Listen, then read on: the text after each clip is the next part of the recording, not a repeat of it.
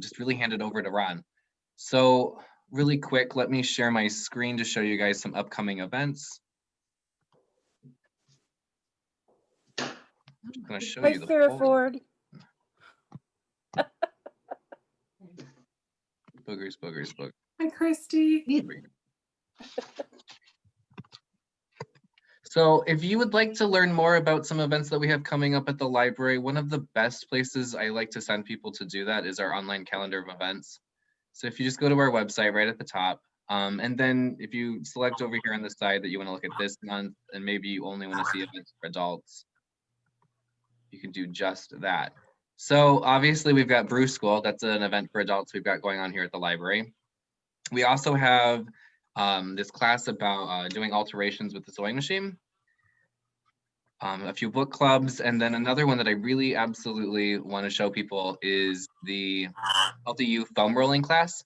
So with that one, when you register, you get to check out a foam roller here at the library, and then check that out from the library, and then we all get together on Zoom just like this and learn some foam rolling. So it's a really cool way to what's foam rolling? Relaxing stretching techniques. Ron, did you have a question? What's bum rolling? Foam rolling. It's foam? Yeah, foam rolling. Oh. Like those giant tubes. There's one right there. I could go grab it, but I got it. We also have a walking challenge that we're doing. So the library's sponsoring a few people to walk the distance of Kilimanjaro. Let me open that up and then we can see it a bit. So for 2 weeks, you have the opportunity to walk the length of Kilimanjaro, which is 44 miles, or about 3 miles a day, or about 6,000 steps, which isn't that bad, but it's a nice challenge right at the spot of the year where it gets dark enough that you might not want to do anything like that. So a good challenge. We have 2 more seats open with that. I think we might be able to extend it if we've got the right people at the Healthcare Foundation listening. So those are some events that I wanted to show you guys. I can stop sharing my screen. I said I would really quickly talk about where we got the idea of this class. Around the time that I saw that another library did this, I was at a brewery in Michigan that just really easily explained the difference between an ale and a lager. And it made me realize that like I'd never learned any of those things. So I wanted to have a class about it. And so we found Ron, who, to introduce him extremely quickly, Ron might be the most qualified person to teach a beer class. Not only does he teach other beer classes, but he teaches classes on brewery, a 7-day intensive on how to run your own microbrewery. Did I get that right? Yep. Awesome. Brewery operations. Yeah. Yeah. So Ron is going to be excellent. He's going to introduce himself a bit more in a second. But yeah, just right before we get going, before I hand everything over to Ron, I'd like to remind everybody that if you'd like to turn your video on, it'll make us feel a little bit more like we're all together. But you don't have to. You absolutely don't have to. But Ron really likes it. Mm-hmm. I miss teaching in person. So this is the next best thing. I'm going to launch a couple of polls. So if you wouldn't mind telling me how many people you're joining with at home, and then where you found out about this, and then we'll hand it over to Rem.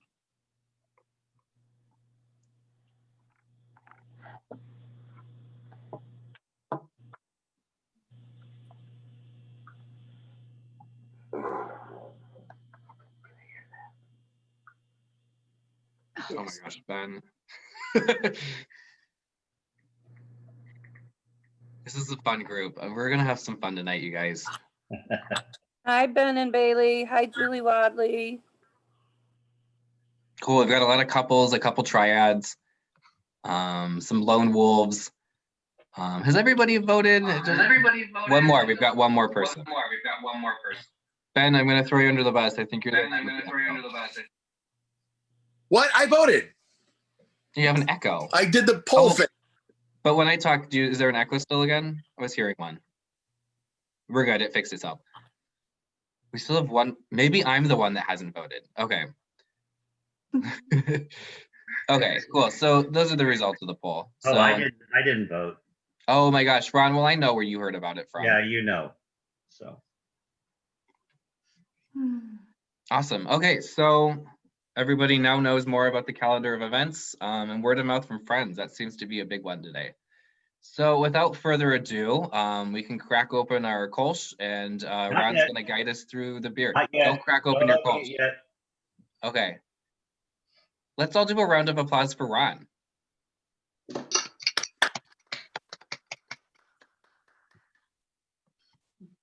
Yeah, I'll tell you why we don't want to open the Kolsch. Hey, are you going to take the poll down? It's still covering my screen. Greg? He's taking his Kolsch. It's not down yet? No, it's I still closed it on covering my mine. screen. Do other Right. people see it? No. I closed it. Okay. Okay, there we go. Co-host problems.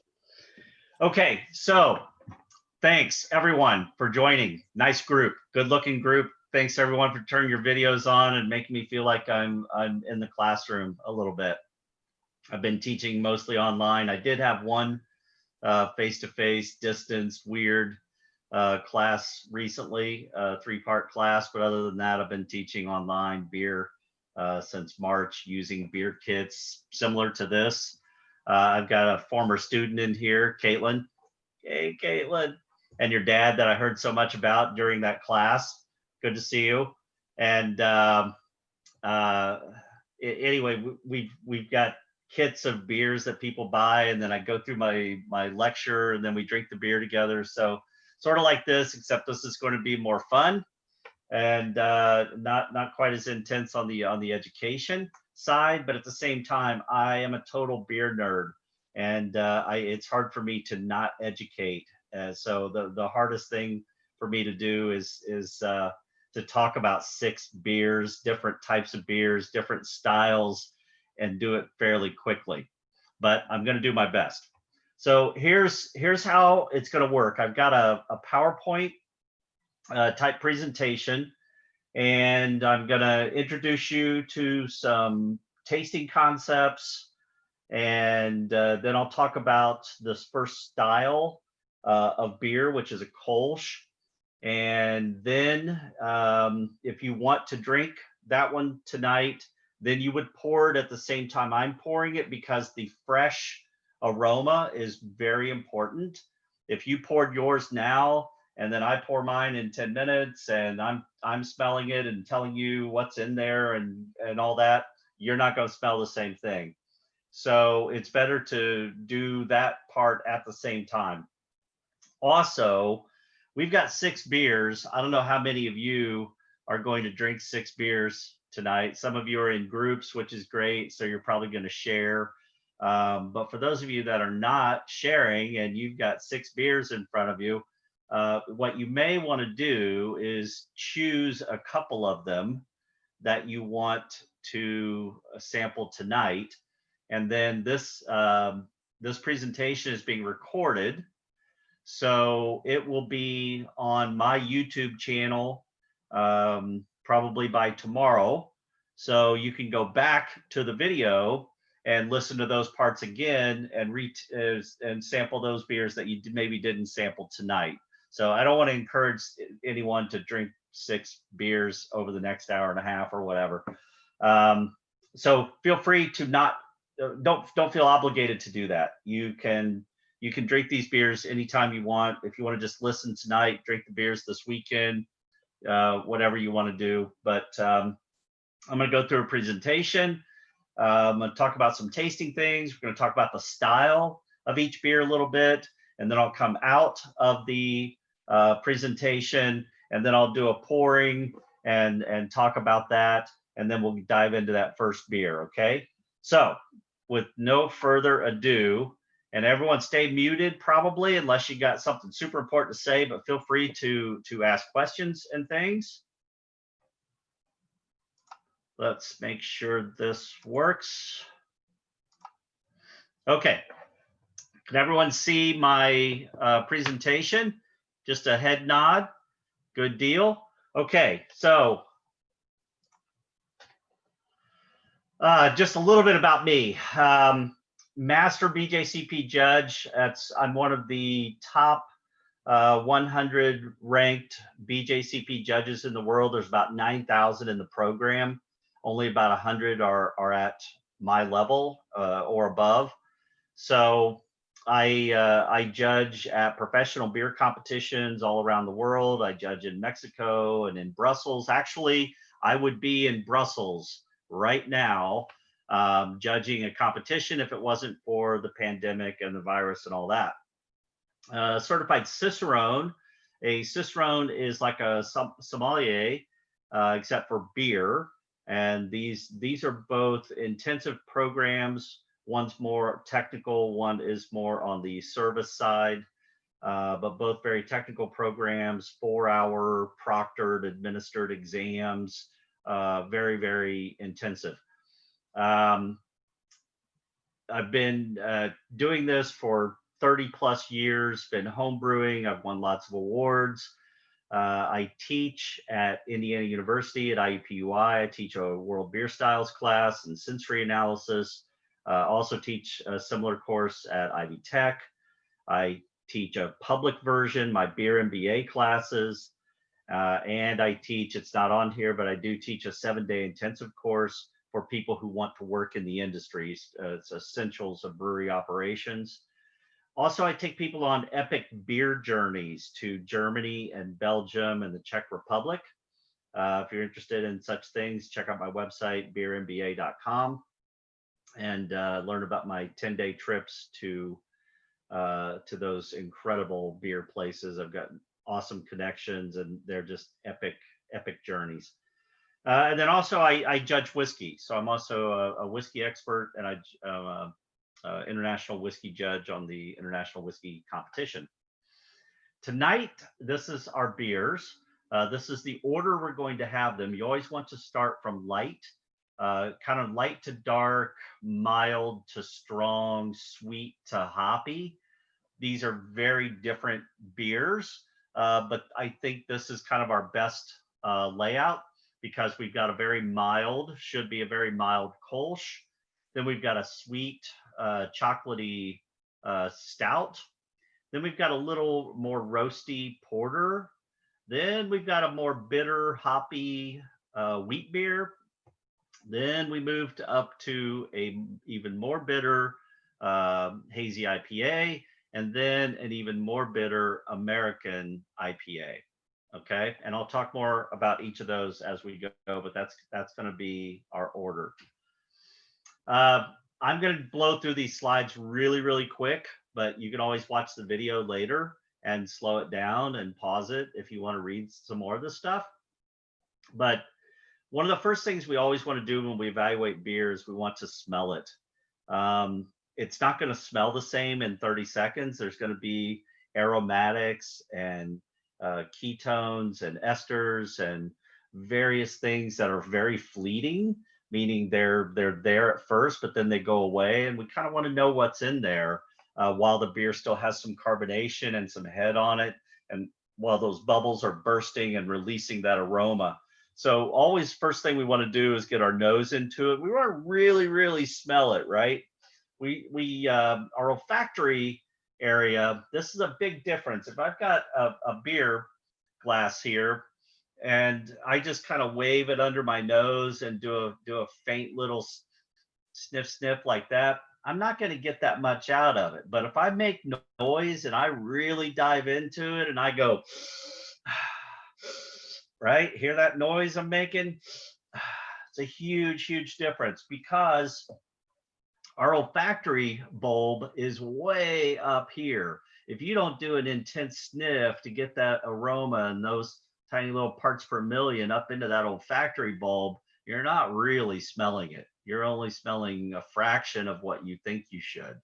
So smell is super, super important. It's most of what we think we taste, because when we're chewing things in our mouth, it's going up the back passage and still hitting that olfactory on the exhale. So most of what we think we taste, we're not tasting, we're actually smelling. So the aroma of beer, food, wine, you name it, is extremely important.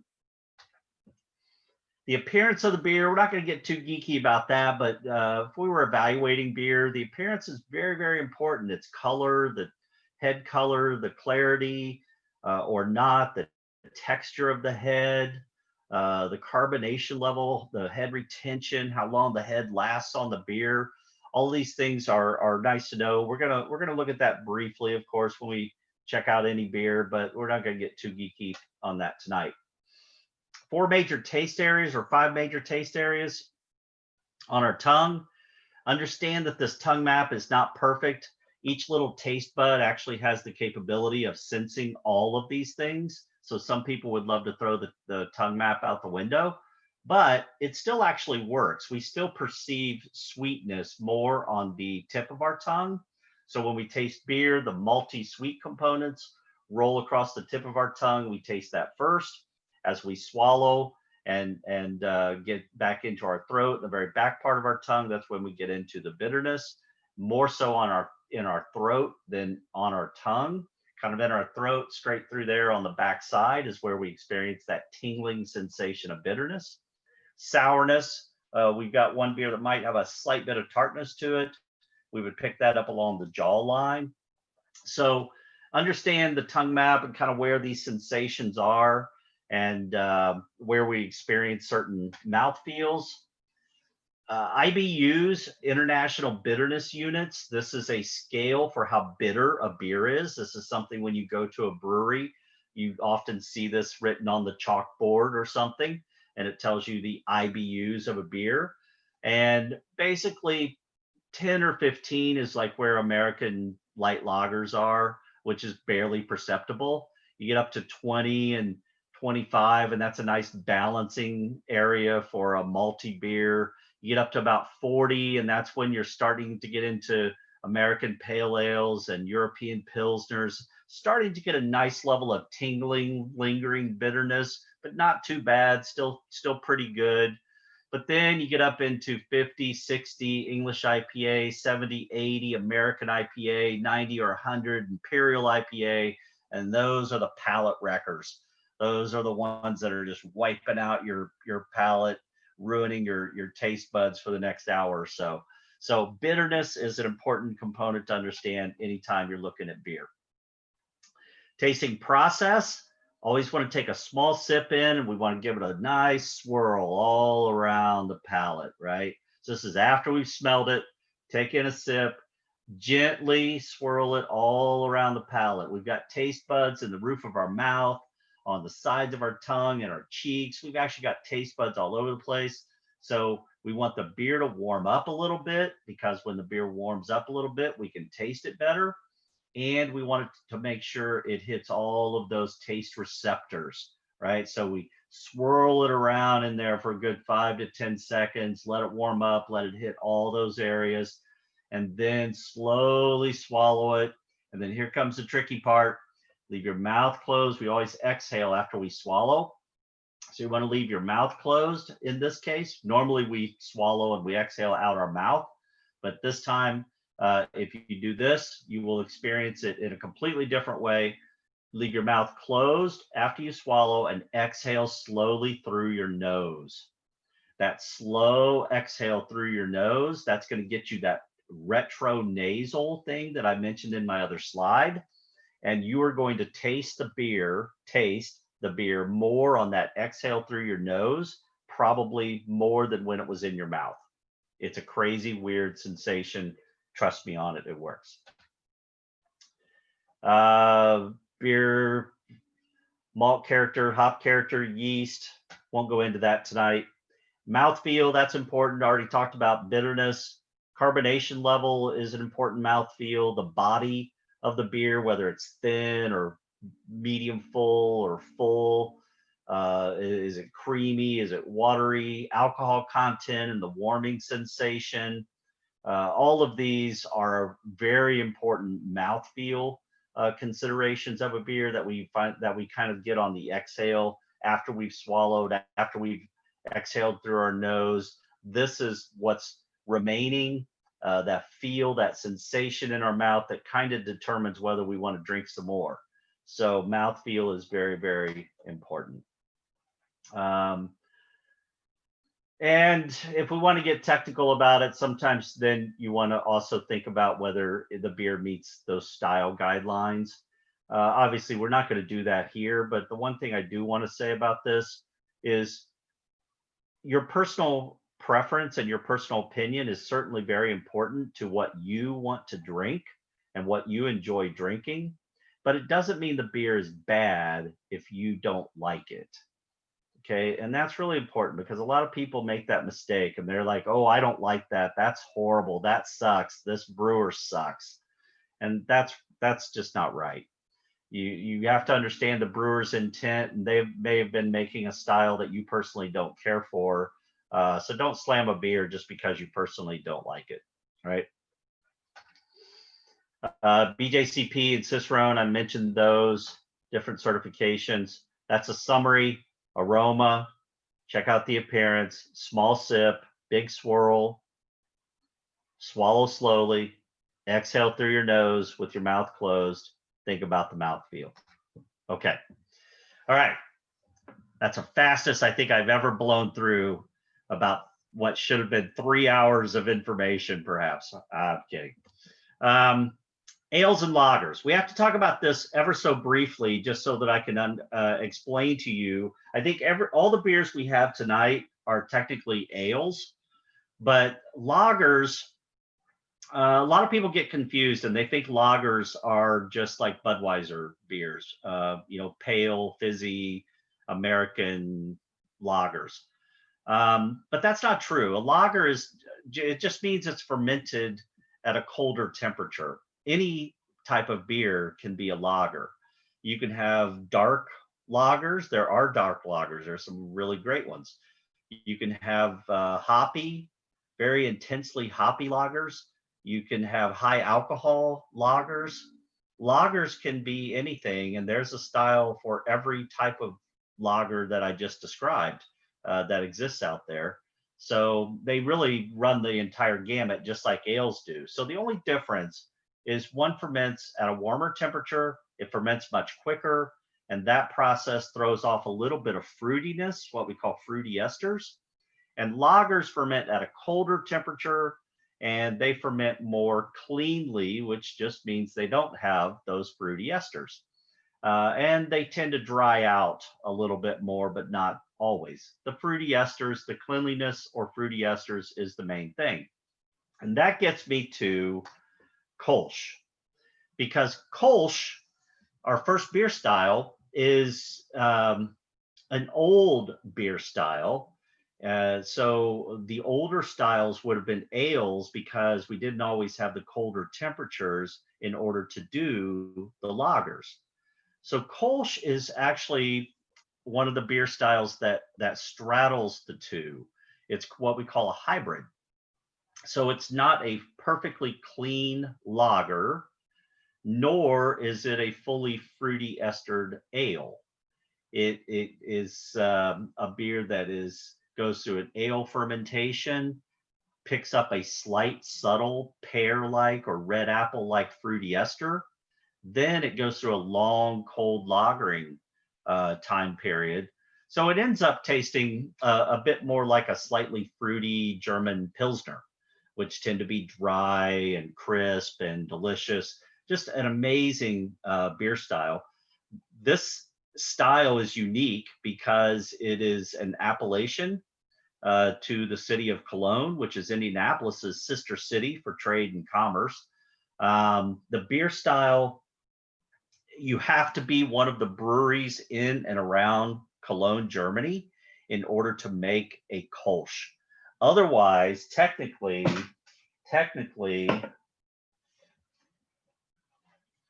oh, another thing,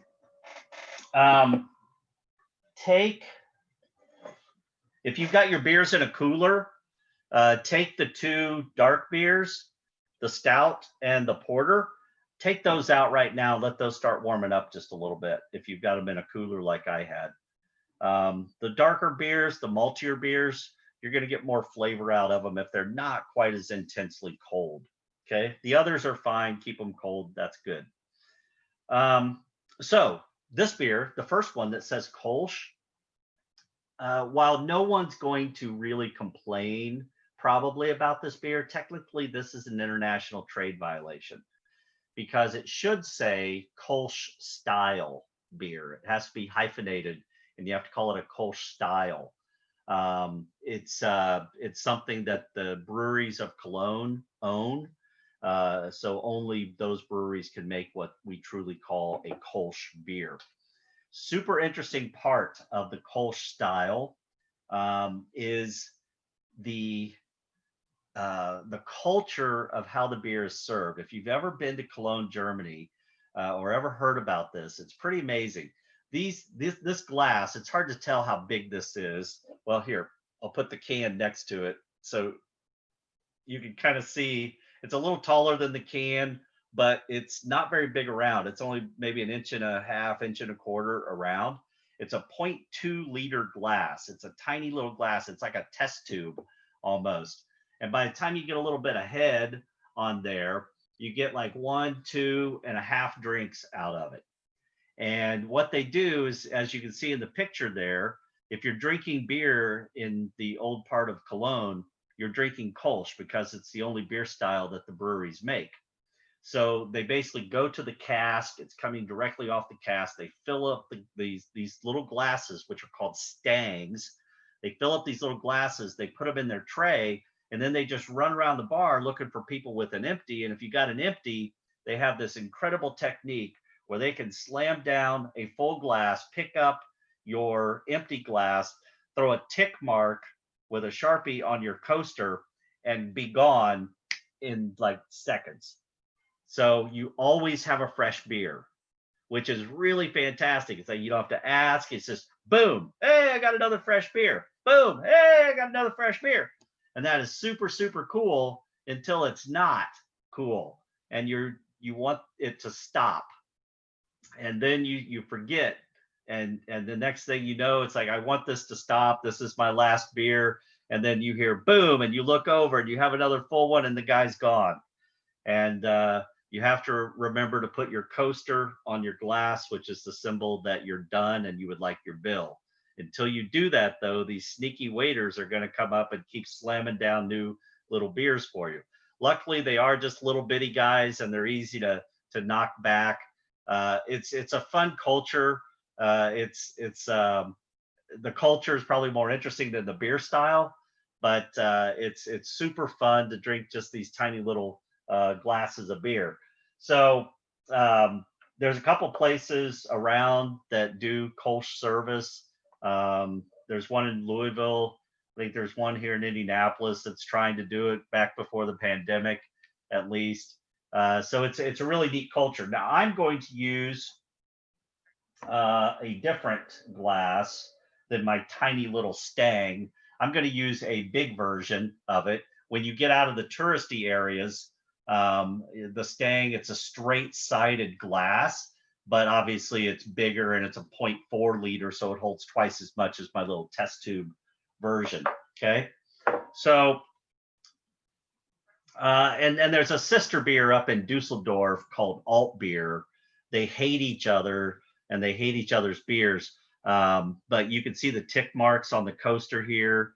The Stange is just a little bit different. It's a little bit wider and a little shorter, but it's the same kind of culture for how they serve the beer, but the beer itself is quite different.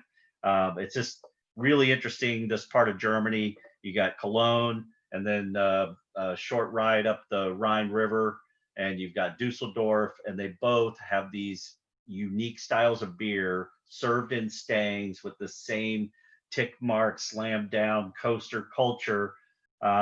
So if you're ever in that part of Germany, you definitely got to stop in to both cities and explore the beer. But remember to never tell them in one city that you like the beer of the other city. That's a no-go. They hate that. Okay, so first beer we're going to try is the Kolsch. I'm going to stop my share and join you guys here. So I've got a nice clean glass. I've got my large Stange, and anytime we pour a beer, I always want to pour these beers with a nice head. We've got this really horrible culture here in the United States of pouring beer with no head, and craft brewers often don't put enough head on a beer. See that? That's what I want. That's what I want right there. Boom. That's perfect. That is a perfect pour. A lot of people would say, whoa, why do you want so much head on your beer like that? Well, I want a bunch of head on the beer like that because if I don't release that CO2, guess where it's going to go? In your belly, right? No one wants to drink a bunch of CO2. You really don't need to. So releasing it, getting a big frothy head on there releases a lot of that CO2 that's just going to fill you up and make you feel bloated. So we don't need that. Plus the other thing is if it's a good beer and it's got some good head retention, basically what I've got sitting on top of my beer right here is a layer of CO2. And that layer of CO2 is protecting my beer while I'm drinking it.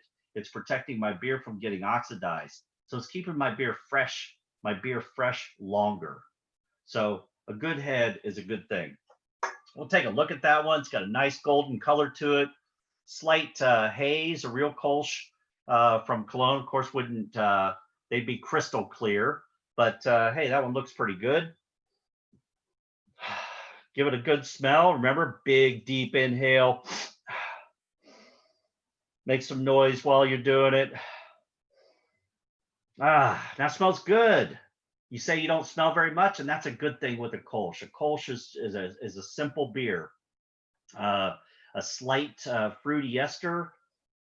We got a slight red apple or pear-like ester coming off of it. Other than that, we got a little bit of graininess. Pretty much smells like a Kolsch. They're pretty simple beers, right? Just flavorful enough. All barley beers. Let's go ahead and have a sip.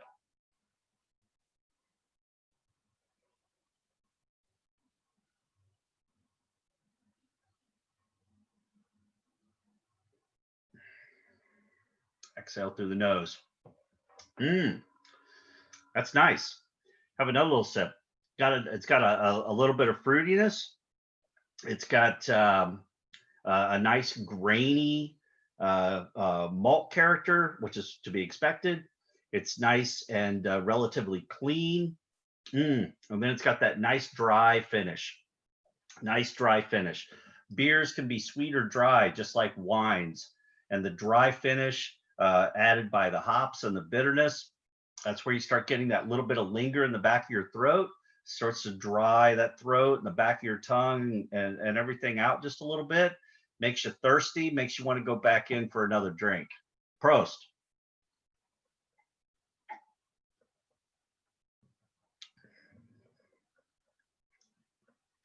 Very nice beer. Simple beer. Most craft beer people would say, it's not very good. It doesn't have a lot of flavor. I want more hops. I want more of this. I want more of that. But you know what? Good, drinkable, balanced beers are making a comeback. They're still way, way different than Bud Miller and Coors. And I usually say that all in one phrase, Bud Miller Coors, BMC, because you can group them all together. These beers are beers with lots of rice and corn adjuncts, which means they make a lot of alcohol water. Barley beers, something like this, I'm sure is probably all barley. And an all barley beer is going to make a much more flavorful beer. So while it's in that same category, perhaps, sort of, as a pale lagerish type beer, there's way more flavor here. There's more flavor, there's more hops, there's a touch more bitterness. So without getting up to an IPA or something like that, this is still a beer with a lot of great flavor, but still something you could knock back a bunch of on a hot summer day. Prost.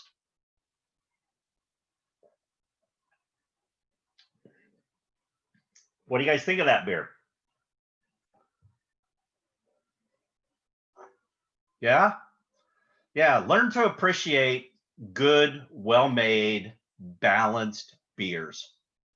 We're so, the craft beer world is so into everything being sort of over the top, but sometimes we just got to come back to a good, great, drinkable, balanced, delicious beer, and something like that really fits the bill.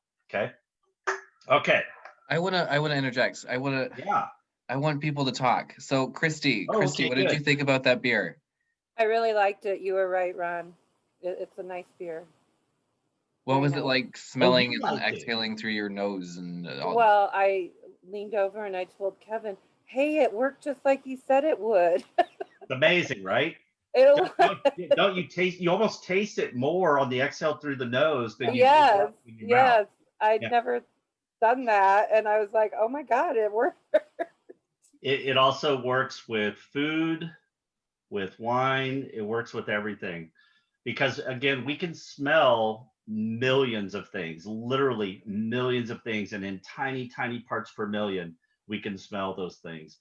Our taste that happens on our tongue, we can only taste a handful of things, and we're actually not very good at it.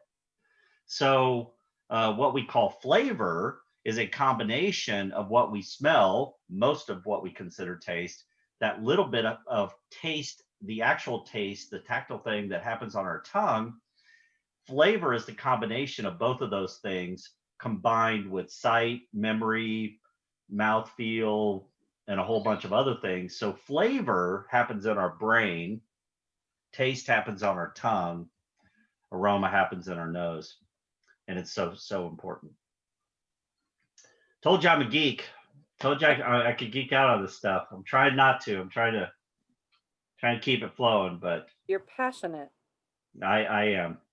Caitlin's just smiling. She's heard all this before. I went a little slower though. I went a little slower back then, Caitlin. Yeah, a little bit. Okay, well, hey, that was a good beer. Good, great start. Nice way to get into it. Let's dive in. Oops, didn't mean to do that. Let's get back here. Let's share. Go back to this. All right. Now we're going to dive into a couple dark beers. And there's always the people who are afraid of the dark. Don't be afraid of the dark. Don't be afraid of the dark. A lot of times what happens is someone drinks a Guinness yellow label, or they don't know what they're getting into. They have a taste of dark beer, and they don't know what to do with it, and then they decide they hate all dark beers. And dark beer is just a completely different beverage, right? It's different than the golden colored beers. There's much more flavor to it. It's like comparing apple juice and grape juice, right? I mean, they're both delicious, but you can't say they're the same. So dark beers are a different type of beer. You have to be ready for it. You have to understand what you're getting into, what to expect, and know that there's a lot of these dark beers that are not bitter. There's a lot of them that are sweet. A lot of them have coffee-like flavors. A lot of them have cocoa-like flavors. A lot of them have flavor characteristics that we love in other things. So kind of keep the mind open and appreciate them in the beer as well. Porters and stouts, we have 3 dark grains that are primary to us. We got chocolate malt. It's called chocolate malt. It puts off a cocoa or chocolate-like flavor. We have roasted barley, which is not malted, and it's more of a coffee-like flavor. And then we have black malt, which is more of a burnt, really intensely roasty character.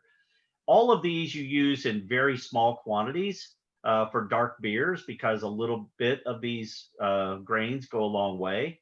And the big difference between porters and stouts, which always gets asked, is that porters tend to have a bit more chocolate malt.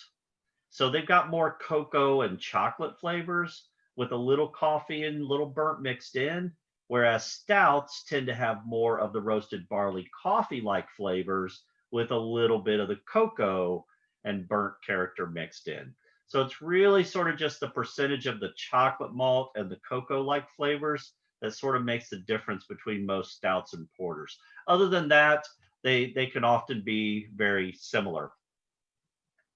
A little trivial side note that I find fascinating, roasted barley tastes so much like a coffee bean that back in the war, the German maltsters who were making roasted barley, they in Germany during the war couldn't get actual coffee. They actually used roasted barley as a substitute for coffee. Obviously, it didn't have the caffeine, but it tasted like coffee. So that's how much it actually tastes like coffee. Porters and stouts, I just explained that. All right, so some different types of stouts that are out there before we dive into the one we're going to get into. There's the classic Guinness that you get on draft. That's called an Irish stout or a dry stout. It's very thin. It's extremely thin. It's watery. It's low in alcohol. It's only about 4%. It's black in color, but it's a tiny little watery beer with a creamy head. So it's not a beer for anybody to be afraid of, yet they are. This one you can be afraid of if you want to. This is Guinness's big brother. This is the yellow label bottle, and this is an Irish extra stout. And the extra stout, okay, this one's getting a little more intense. It's more roasty, it's more bitter, it's got a touch of tartness. This one's a little more intense. This one takes some getting used to. That's the extra stout. Then we have the American stout. The American stout is basically an extra stout with a bunch of American hops, citrusy, grapefruity, American hop character. And that's sort of an American stout, like Sierra Nevada stout. Then we have the Imperial stout, which is the great big one, 10% alcohol, ages for years, just gets better and more complex as it ages. Big ones like Bell's Expedition, great Imperial stouts. But we're going to talk about this guy, the sweet stout, because this next beer coming up is actually, they call it a milk stout, okay? But milk stout, there's basically 3 names for this beer. It's a sweet stout, a milk stout, or a cream stout. Those historically were the names of this style of beer. It was a style that they made in England.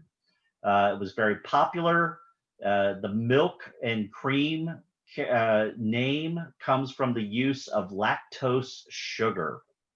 And lactose sugar is a milk-derived sugar that is unfermentable by brewer's yeast, meaning that sweetness, that sugar, normally if you put sugar into a beer, it ferments out. The yeast eats the sugar, turns it into alcohol and CO2. But in this case, you put lactose sugar in there, and it's going to stay there. It's going to stay sweet. It's going to add body. It's going to add sweetness to the finish. So this is a sugar that brewers use when they want to add sweetness and body to a beer. And it goes back to this historical sweet stout or milk stout, cream stout type character. A good one can be sort of similar to drinking sweetened espresso. It's a great name for it. Like if you ever had that intense, roasty, cocoa-y little cup of espresso and then dump some sugar in there, sweetened espresso. It's a good name for a milk stout. These beers, as I've said, they were called various different things, but in England, they can no longer call it a milk stout or a cream stout. They've outlawed that. You have to call it a sweet stout. Over here, we can call it whatever we want.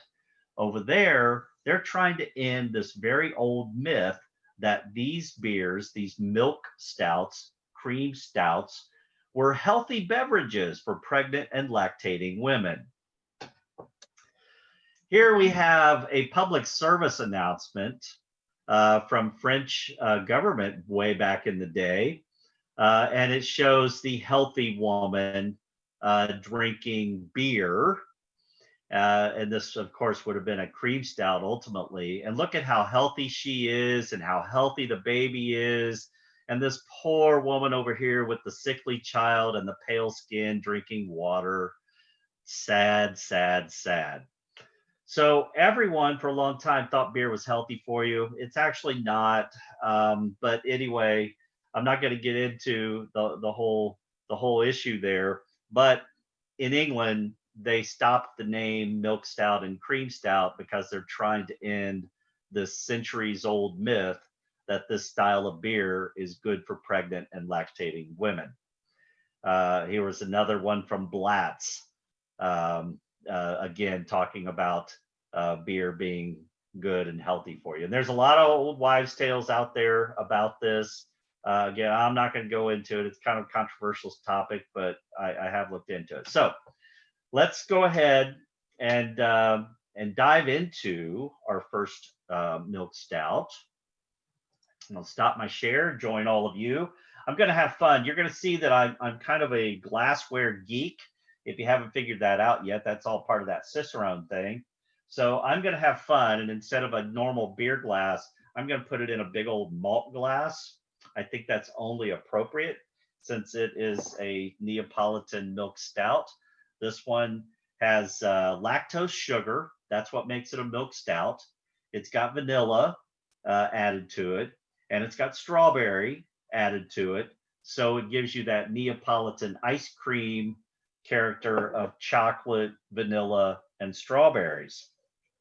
So let's see what we have here. I'll put it in my malt glass. Try to get a nice, oh, what an aroma coming off of this. Never had this beer.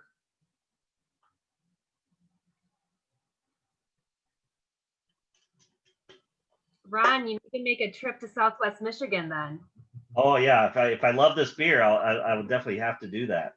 I've actually been to Saugatuck. I've been to the brewery there. Spent a weekend in that area once, just vacationing, and I did go there. It was probably about 6 years ago, maybe. So anyway, let's smell this. Holy cow! It smells like Neapolitan ice cream beer. You get the strawberries, they come through very clearly. Touch of vanilla. You got some chocolate and roasty notes in there. It's a specialty beer, so we're not comparing it to a style or getting geeky. It's just a beer for enjoyment and fun. So dive into it.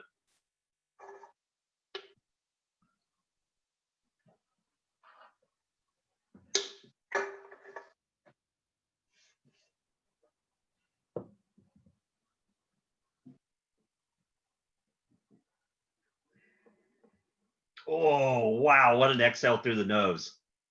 Did you guys do that? Did you keep your mouth closed and exhale through your nose on this one? Wow.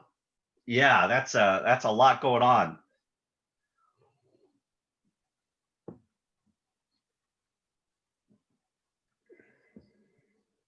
That's amazing. I like that. I'm not big on fruit and specialty beers. I'm kind of a purist, but this one is really well done. It's got a great sweetness that rolls across the tongue initially. Mid palate, you start to get into the chocolate cocoa notes, the strawberry, the vanilla is all right in there mid palate. It's sweet, dries out just enough on the swallow to make you want to have more. It's not cloyingly sweet, which is a good thing. So it dries out just enough on the swallow. And then that exhale through the nose is just absolutely amazing. Vanilla, strawberry, chocolate. It's exactly what they describe it as. Very sweet dessert type beer. What do you guys think of this? Excellent. Very good. Mike and Elise gave every facial expression they could make, and now they're not saying anything.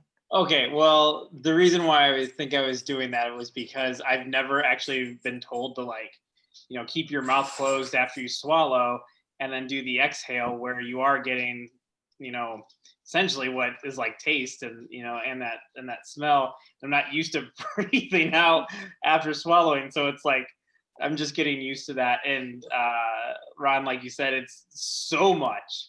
And honestly, I am one of those people that I'm not gonna say fear, but shy away from like stouts and porters, but there's no reason why. This is delicious. There you go. Fantastic. We're making fans. That's what we want to do. Yeah. Yeah, I mean, there's nothing to be afraid of. It's just different type of beer. So it's all in expectations. I've been teaching for years and years and years, and I've learned it's all about expectations. You can't hand someone a beer that's mostly drank IPAs or Bud Miller Coors and say, here, have this stout, and don't tell them what to expect, because it's not going to meet their expectations. If you explain a little bit more about what they're getting into and what to expect, then the mind is opened up a little bit more, and suddenly you can enjoy these things that you don't normally get into. Like I said, I'm not usually a specialty beer person, but I find this really, really good. What I look for as sort of a technical person is I want a good base beer. I want the base beer to still be there. I don't want it to be obscured. And that's in here. I taste a really nice milk stout, but then it's got these subtle vanilla and strawberry notes that are sort of layered in there nicely, not distracting from the great base beer, but adding some really nice complex layers of flavor and aroma. So I find that very enjoyable. Beth Churchill, this was the can that you were showing us earlier. Is that because you like this one the best, or is that just the? What made you like this one the best? That's the best one. Yeah, good stuff. Good stuff. Fun to drink. Okay, so now let me go back to our presentation. Now we're going to get into the porter. So a very short intro here. Most of my talk is sort of up front there, so things get a little shorter and we dive into the beers a little faster now. For porters, there's basically 3 types of porter. There's an English porter, which is more mild and more cocoa-y in flavor, not very much in terms of bitterness, very mild, easy drinking, cocoa-focused, chocolate malt-focused beer. Then we have the American porter, which I use this Founders beer in my classes all the time because it is such a great example of the American porter style. And the American porter, as we do with most of the Americanized styles, we just sort of up the ante on everything. It's a little roastier, it's a little higher in alcohol, it's got a little more bitterness, and that's what makes it an American porter. We used to also call it a robust porter. So robust porter or American porter, they're sort of the same style. So this is a really good one. So I'll come back to this in a second. The other style of porter is very, very different. It's nothing like the other two. It's what we call a Baltic porter. And a Baltic porter sort of is to porters what the imperial stout is to stouts. So this is a much higher alcohol beer. It's got a different base ingredients of malt. It's got dark fruit notes. It's lagered oftentimes. So it's sort of a dessert beer. They tend to be sweet, lots of dark fruit notes, very, very unique style of beer. If you're interested in that sort of thing, you can usually find this at good beer stores. This one's from Russia. But the 2 main styles, the American porter and the English porter, or used to be called the brown porter and the robust porter. So that's what we are going to get into next, is this Founders porter. Glassware wise, I'm going to use more of an English style glass, which you would typically use for porters and stouts. It's actually a Newcastle brown glass, but you can see that beautiful shape to it. It's got sort of the bulb up here, and then this beautiful curve down at the bottom. Very typical stout and porter glass. So we're going to use that.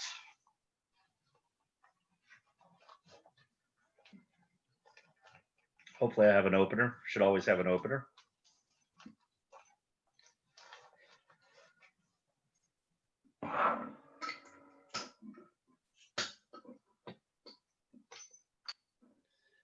Magnificent beer.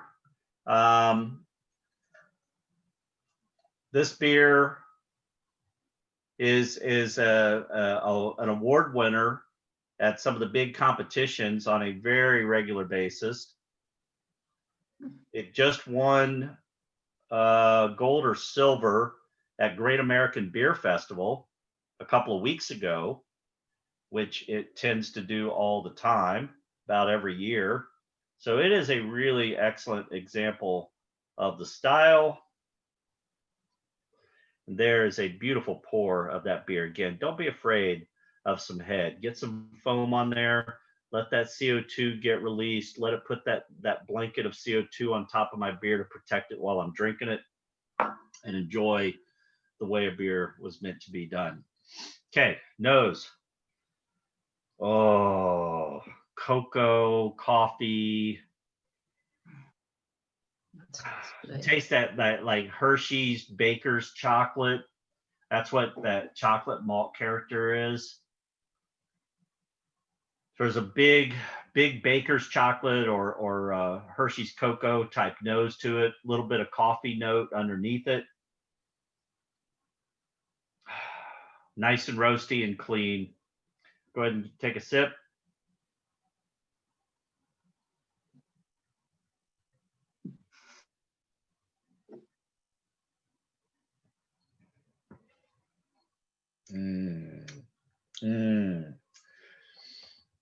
Wonderful, wonderful cocoa, chocolate notes, and a touch of coffee on the exhale through the nose.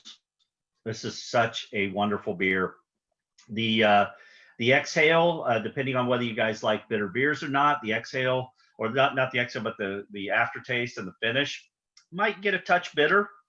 You're probably, after drinking the other two beers, your salivary glands might be spitting at you a little bit and asking what's happening in my mouth, right? Your salivary glands, they've come to life because this beer's got a bit more bitterness. It's super sweet, delicious, rich, malty as it rolls across that sweet spot of the tongue up on the tip. But then as we get into the mid palate, the roasty notes start coming through, and then on the swallow, and then about 10 seconds after the swallow, here comes that bitterness creeping in. Bitterness takes a little while. It's not an instantaneous thing. It takes about 10 seconds after you swallow. And that's where the salivary glands start coming to life, and you start to get that tingle in the back part of the throat. So it's a little more bitter than what some of you may or may not like. But it sort of needs to be there because this is a pretty rich, sweet, malty beer up front. So you sort of need to dry out the finish to sort of balance with that. Otherwise, it could end up being a little cloyingly sweet, and we don't want that. So it's just kind of a big beer all around, right? It's got a big nose to it. It's got a big chocolate note. It's got a big coffee note. It's got big sweetness initially. Then it's got a nice bitterness. It's just sort of got a lot going on, but even though it's got a lot going on, it's extremely balanced at the same time. Cheers.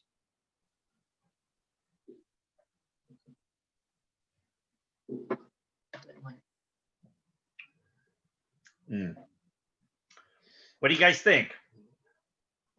Great. Great? Great. I love this. You love that one too? You love the other one. You love the Neapolitan. Yeah. Ooh. You like dark One, beers. two. What the rest of you Yes. think? Those of you that are drinking it, was it too bitter, or what'd you think? I poured more. You poured more. I Look did. look at you, the person I who's know, the person who said all those things at the beginning the that you person who said said they people didn't shouldn't like say. beer is the one drinking beer. That's But fantastic. boy, am I full. Yeah, and if you weren't pouring some of that big frothy head and getting some of that CO2 off, you'd even be more full, right? Right. I tried to put, I had a hard time getting the head like you did. So I don't know what I kind of raise it up to do that and agitate it a little bit. You Oh, sort of have nice to- job, Sarah. Look at Sarah. She's Yeah, over look at there that. Perfect. winning the race there. Winning the You I'm have feeling your very little- accomplished. Yes, good winning the job. home Mine's battle. a little flat. Yeah. Okay. Well, I'm going to keep us rolling right along here. Next up,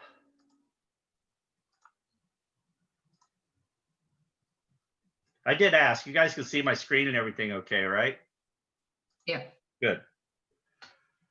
So, oh yeah, so next up, now we get to hoppier beers. The first one is a wheat beer. It's not this type, but I have to explain this type to get us to the one we're going to sample. So the wheat beers, they kind of come in 3 varieties around the world. You have the German wheat beer, which is what we call Hefeweizen. Hefe means yeast, Weizen means wheat. So it's a Weizen beer with yeast, which gives it the cloudiness. So that's the German variety. In Belgium, we have the wit beer. And the wit beer is a wheat beer of Belgium. They usually add coriander. It also has some cloudiness to it.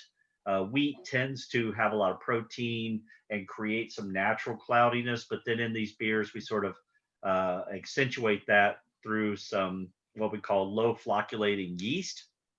And this is yeast that stays in tiny particles and stays up in solutions, up in suspension. And it adds to the creaminess of the mouthfeel, and it gives you a little bit of a bready, yeasty flavor. So that's what all these beers have in common. So you have the German Hefeweizen, the Belgian wit beer, and the American wheat beer. So the German variety is very, very unique. It's got banana, very strong banana-like esters. There's no actual fruit or spice in it, but the esters that are created, the fruity esters from being this high, hot fermented ale, is very banana-like. And there's the special yeast used for these also helps produce a clove-like character called a phenol, which is very spicy. And then you have the hazy, yeasty components as well. So we end up with this beer that's got big banana notes and clove notes and yeasty, bready notes. And it's extremely flavorful and creamy, but at the same time, it's got this very refreshing characteristic about it, which is why it's a great summer beer. And there's other varieties as too. There's dark versions and there's high alcohol versions, but for now we'll just stick with the blonde, golden colored typical version of a Hefeweizen. These are bottles that you want to they always have they're bottle conditioned, so they have a little yeast in the bottom of the bottle. So you'd pour out most of the bottle, then you would swirl it, then loosen up that yeast that's in the bottom of the bottle. Then you'd swoosh that down into your glass, because with this type of beer, most beers that have a little yeast in the bottom, Belgian beers, home brews, stuff like that, you want to leave that yeast behind. It's just dead yeast cells. It's not going to add anything positive to the beer. But with the Hefeweizen and the wit beer, with these wheat beers, that type of yeast, it does add something positive, at least when the beer's fresh. So you want to add it to the beer. It's the only types of beers that we do that with. So high carbonation, big head, this whole concept of the yeast and the creaminess and the banana and the clove, super, super interesting beer. And then the wit beer of Belgium, also super, super interesting beer. So then comes the American version. And the American version of big popular style is Goose Island's 312. And you see the same Hefeweizen glass like I've got here, right? I've got the Vine stuff. I've got the exact glass in the picture. Just realized that. They show it with the Hefeweizen glass, which is the typical Bavarian glass. They do tend to have a little bit of haziness, but the American wheat beers don't use the same type of yeast. So they don't typically have that banana and clove character. So they're really nothing like a Hefeweizen. They're nothing like a wit beer. They're a much cleaner beer that just happens to use wheat as an ingredient, which gives it a little bit of a tartness and a grainy character. They're nice beers. The key is just keeping them separated and not getting them confused with the other classic wheat beers of the world. So the American wheat beer tends to be a very simple, rather simple, straightforward, easy drinking beer. Wheat can be a little bit tart, so there's a little bit of tartness can add to the refreshing character of a beer. So like 312, easy drinking beer, great summer beer, no big strong flavors, no banana, no clove, little bit of graininess, little bit of yeast character, but relatively clean, easy drinking, simple beer. That's what most American wheat beers are. But then we have Three Floyds and Gumball Head. And Gumball Head is very, very different. So I'm going to I'll stop my share, come join you guys. Gumball Head and just about everything Three Floyds does is different. So they sort of took this concept of the American wheat beer, which is typically a very straightforward beer, just uses wheat, has those characteristics I talked about, nothing like a wit beer or a Hefeweizen. But they, being who they are, they did something different with this beer. They hopped it up. So you can add hops during the boil, typically. The beginning of the boil, mostly bitterness, middle of the boil, more flavor, end of the boil, hops, add more hop aroma. And then once the beer is fermenting away, so it's cold, it's fermenting, it's in the fermenter, you can dry hop a beer. And that's where you take those hops, those lemony, citrusy, grapefruity American hops, and you throw those into the fermenter. And at that point, they're just adding tons of aroma and flavor.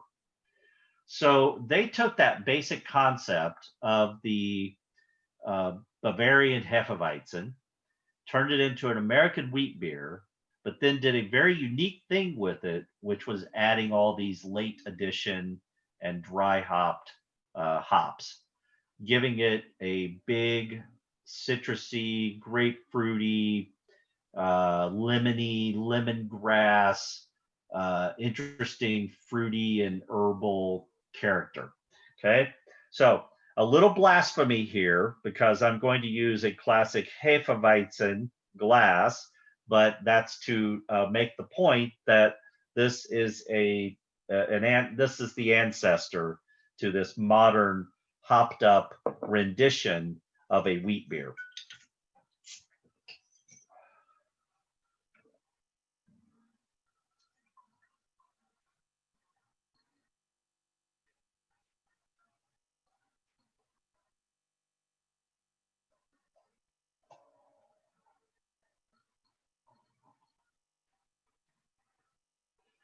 And I'm even going to give it a swirl to see if there's anything in there, because right now that beer is nearly crystal clear. There's not much in there, but I'm going to see if there's a little in the bottle here. I got a little bit, not much. It's pretty clean. So not like a Hefeweizen in that characteristic. But let's get our nose in there. Oh yeah, hops. Hops, hops, and more hops. So a lot of citrus notes, a lot of plant-like notes. It's very herbal. You got tea-like characteristics. There's lemon and a lot of lemongrass. If you ever smelled lemongrass, there's some grapefruit. There's some tangerine.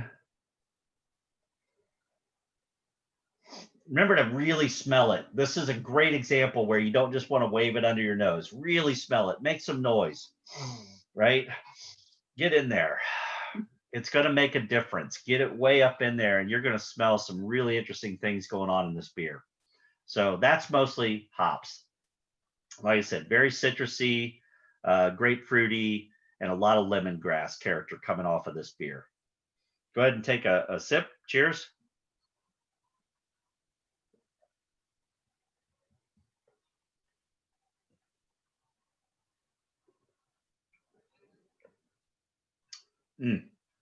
There's a reason why this is a big seller for them.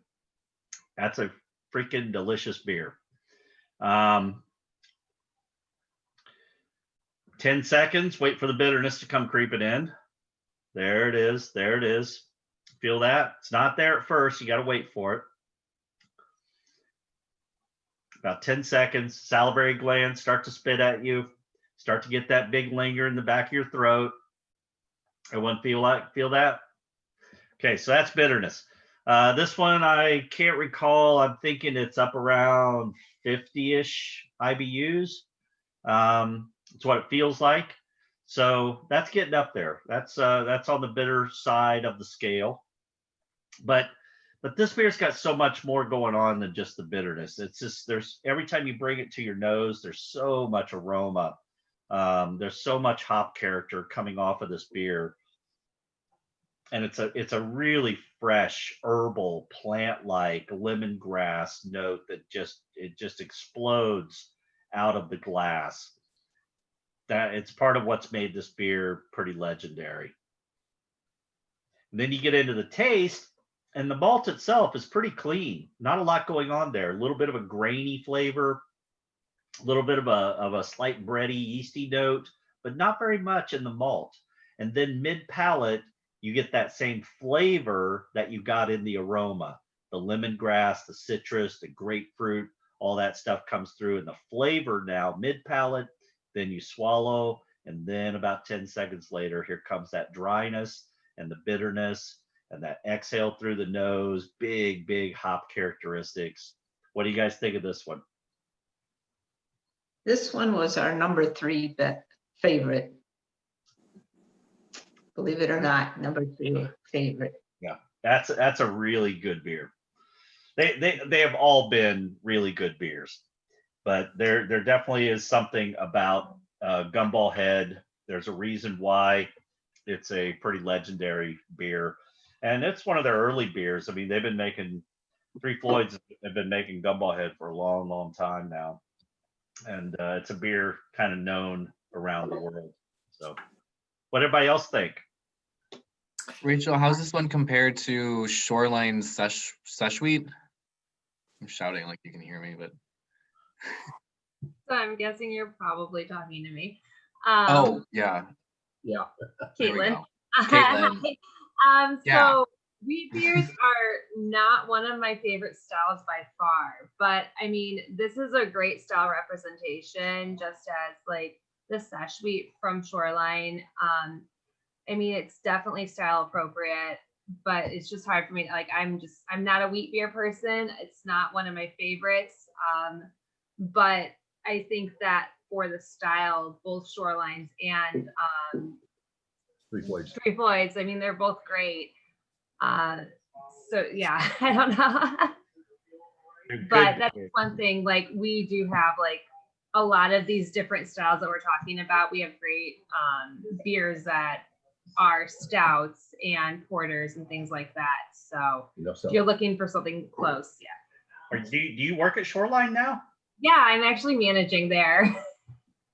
I didn't know that. Yeah, right. Well, that's cool. Yeah, no, definitely. We have some stuff to catch up on. Yeah, we do. We need to get together for a beer sometime. My wife would love to join that as well. She said to say hello. Well, yeah, no, definitely. Tell Tracy and the kids I say hi. I miss you all. You bet. All right, so last segment. We are just about done. We've got 2 more styles. They're sort of in the same area. They're both IPAs. So I'm going to give you a very short chat about IPAs, English IPAs and American IPAs, and then we'll dive into these last 2 beers. IPAs started as India Pale Ale. That's where the IPA comes from. Today, IPA doesn't mean much. even around the world. I've been in places like the Czech Republic where they just call IPAs IPAs, literally IPA. They don't even know it stands for India Pale Ale. And today we have black IPAs and session IPAs and all kinds of stuff. Remember, the P stands for pale, but we have black pales. It's crazy. So IPA doesn't really mean India Pale Ale anymore. IPA is just sort of short for a hoppy beer of some type. Long story there. We could discuss that for hours, but it is what it is. But originally it stood for India Pale Ale. And it was a beer made in England. It was an English bitter. They hopped it up, increased the alcohol on it, and made it more hoppy because the hops are a natural preservative. And they were having trouble getting beers to India. People love to debate this story and try to prove that it's wrong. I could talk about it for a good hour. There's still plenty of remnants of truth to the story. It was sort of after it became famous and the first few people did it that everyone started using the name IPA, and it didn't, just like what happened recently. Funny how history repeats itself. So it's sort of like it didn't really mean anything, and people were making IPAs, India Pale Ales, that weren't going to India. So everything got kind of confusing after the beer got a little popular. But initially, it was what I call a functional beer, meaning it had a job. They didn't really love big hoppy beers back in this day, but making a stronger alcohol beer with more hop character would help preserve this beer. So it was sort of functional. There was even stories that what they were supposed to do once it got to India, to troops and colonists that England had there, is that they were supposed to water it back down. So basically an old time example of what we call a high gravity beer. Lots of breweries do high gravity brewing where they make Budweiser, for instance. They make a double or triple strength beer, and then they add water to it at a specific time to knock down the alcohol and turn it into the beer that it is. It's a way of making 2 or 3 times the amount of beer at the same time, but then what goes into the fermenter is much more than what you brewed. So it was basically a way of doing that, but at some point it didn't get watered down. People drank it, they liked it, it was good. English type hops, so not the grapefruity, citrusy, American, punchy in the face type hops, but more floral, herbal, plant-like English hops, and not overpowering, just enough. High bitterness, but reasonable. Higher ABV, but reasonable. It was a reasonable, functional beer. And still, when you get this type of beer, a good example of an English IPA, odd, but Goose Island IPA is more of a English IPA than it is an American IPA. It's more toned down. So English IPA is sort of where it started. Then we took that idea and we Americanized it. And how do we Americanize it? We make the ABV bigger, we make the hops hoppier, and we use American hops, which tend to be more grapefruity and citrusy and punchy in the face, as opposed to the floral, herbal, mild hops of England. So we made the American style IPA. And then over the years, that morphed into lots of variations of this style. We have the maltier version, like Bell's. I'm sure you guys are familiar with Bell's Two Hearted. Classic malty Midwestern style IPA. Then we have West Coast versions, which is like Stone. Just basically take all that malt away, take the caramel notes away, much drier, and just let the hops do the talking. And that's sort of a West Coast version. And we lived with those two versions for a good long time. And then in the last 5 years or so, we saw the hazy invasion. And the hazy invasion was really just an offshoot of making good American IPAs, because if you made a good American IPA, you dry hop the heck out of it. And if you dry hop the heck out of it, you end up with a lot of particles left over, and you don't want to filter that out because that's filtering out flavor. So a lot of these beers ended up being fairly hazy to begin with. So the actual technical hazy IPA was really just building on something that we almost were there in the first place, and just took it to an extreme and said, well, what if we make it hazy like a Hefeweizen, like really hazy, and let's use oats in it to give it a creamy mouthfeel, and you know, things just went from there, and people got creative. And today there's tons of variation on the hazy. They've become extremely popular. People like the mouthfeel, the sort of creamy characteristic of them. They like the hops, the big tropical fruit and danky notes of the hops that go into a lot of these newer IPAs. So they've become quite popular. There's an actual style of like New England IPA, which is a hazy, that has a soft bitterness and all these things, but most people just sort of throw those guidelines out the window, and they make whatever they want. And if it's hazy, they call it a hazy IPA. So there's really high bittered ones, there's low bittered ones, there's soft bittered ones, there's harsh bittered ones, there's low ABV versions, there's high ABV versions, there's really creamy ones, there's super hazy ones. It's all over the board. If you like them, you like them. Foggy Geezer is definitely a good one.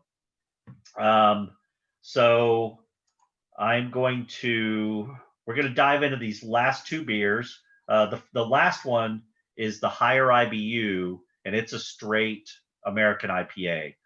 So the first one's more of a hazy IPA, little lower on the IBUs. And then the last one, the Green Bush Star Chicken Shotgun, crazy name.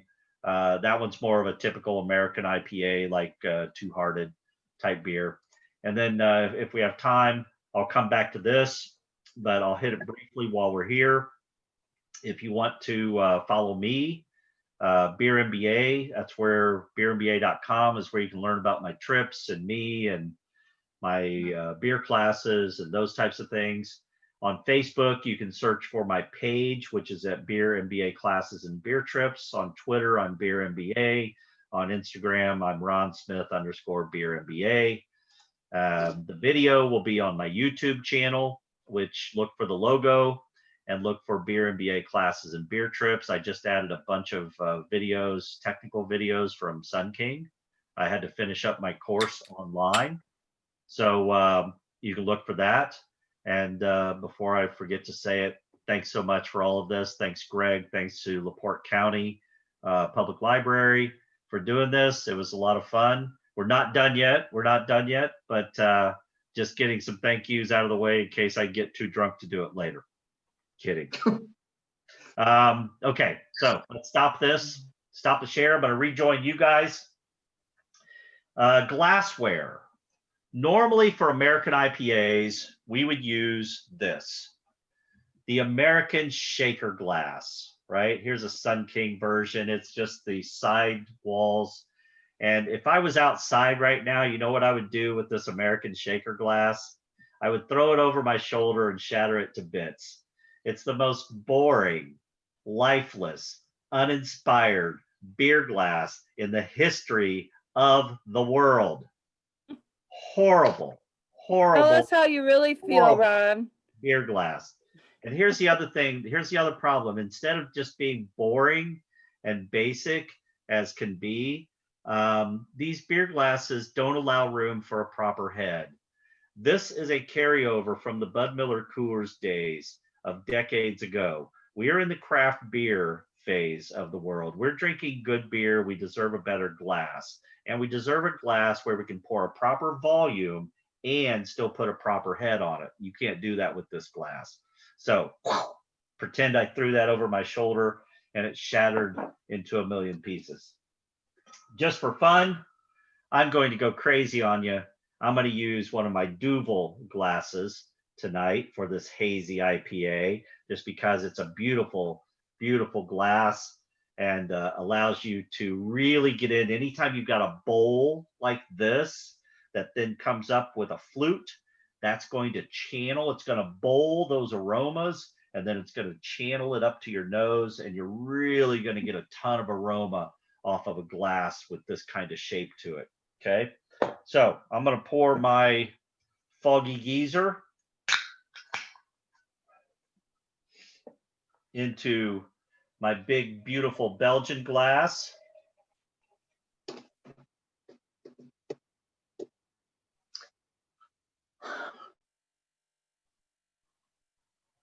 That's not very hazy. It's a delicious beer, I know. I'm going to see if there's anything in the bottom here. Oh, a little bit, not much. See, to me, that's the thing with most of these hazies. I would just call them American IPAs, because American IPAs are that hazy. It's really no big deal. Anyway, look at that beautiful glass of beer. Look at that beautiful glass of beer. That's what we're talking about. Sometime I'll give you a whole session on clean beer glassware too. So we don't want any bubbles on the inside of our glassware. If we have bubbles on the inside of our glass, that means our glass is dirty. That means we have nucleation points, and that's someone's French fry grease or something like that. Don't want any bubbles unless it's foam. So no bubbles on the inside of your glass, okay? All right, get your nose into this. Oh, what's everybody smell? Tell me what you smell. What kind of tropical fruit and stuff like that do you smell? Pineapple? Anybody get pineapple? Definitely grapefruit. What? Grapefruit. Oh, definite grapefruit. There's orange. I mean, I'm getting this big fruit cocktail. There's orange and tangerine and grapefruit. Getting a real big pineapple note off of it. I mean, these are, some of those are kind of newer hop varieties, and that is part of the hazy style, is this tropical fruit note that you get to it. Really, really intense, wonderful nose coming off of that. So let's have our first sip. Remember, swirl it around, swallow slowly, mouth closed, exhale through your nose. Cheers.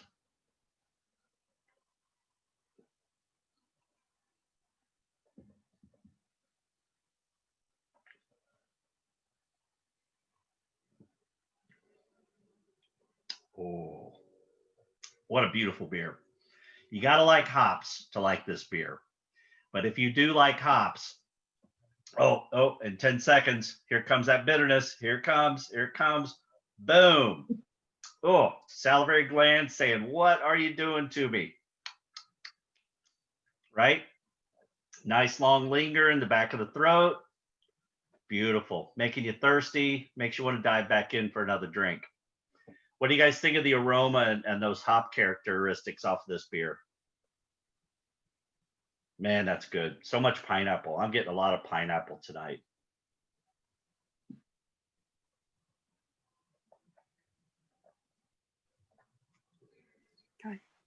I don't know if I'm drinking a evening smoothie or if it's, a beer that's that fruity. Yeah. So, and here's what I want to say about that. Remember, I said I'm not really into, I'm kind of more of a purist. I like beer that tastes like beer, and I like just good, well-made beer. And there's a lot of people out there making fruit smoothie beers and adding tons of fruit puree and lactose sugar and making milkshake IPAs and all this and that. And that's fine. If you like them, you like them. But what you just said, there's so much fruit character in this, and there's no fruit added. It tastes like beer. There's no sugar added. There's no, lactose. There's no lactose in here. There's no added fruit. This is just a really good fruity beer, but it's all from natural ingredients like hops. And I tell people, rather than put fruit puree in your beer and extra sugar and stuff like that. If you want a more flavorful beer, there's plenty of them out there. Just find one, right? So, other thoughts on this? You guys like the bitterness? You like the bitterness? It's probably one of Well, my we're go-to beers. That's really good. I mean, where's this one brewed? Is this one brewed at Three Floyds? Do you know? That's a Caitlin? really good question. Just Three Floyds. Well, yeah, because it's the collaboration. So I have a feeling it's probably brewed at Three Floyds because the expense to have it brewed over in Denmark and shipped here. Right. Yeah, I'm guessing it probably is. I mean, this is it's a three-way collaboration between War Pigs, Three Floyds, and McKellar. But I think it's probably brewed at Three Floyds. Well, my only comment was going to be, there's so many great beers out there. If you're going to drink hoppy beers, if I'm going to drink a German lager, yeah, I mean, maybe I have to buy Bitburger or something like that, Eyinger. But if I'm going to drink a really great hoppy beer, there's so many available, and I can support someone local. So hopefully this one's made in Indiana, made here in the Midwest, and we could support a local beer and get a really fresh beer and get one of your favorite beers, And if you can do all of that in one thing, that's fantastic. So let's go ahead and go to our last beer. I'll use a simple, one of my favorite drinking glasses for this one.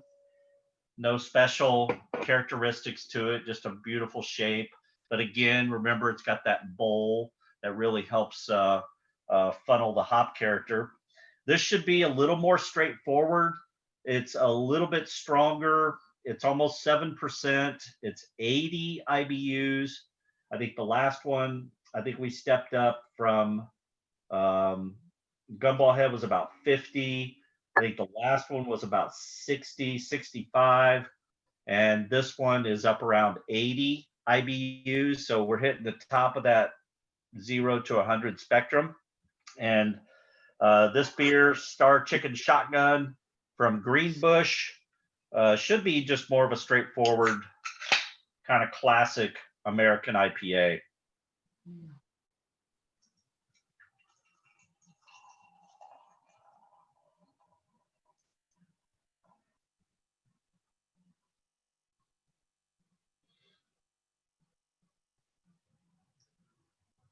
Yeah, looking great. Little clearer, pretty classic. Beautiful color to it. Much clearer, definitely more of a just slight haze, typical, two-hearted kind of look to it, slight caramel color, slight amber.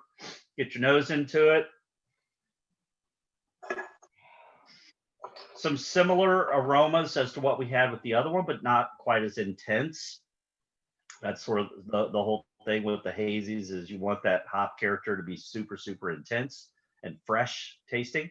This one is a little more toned down,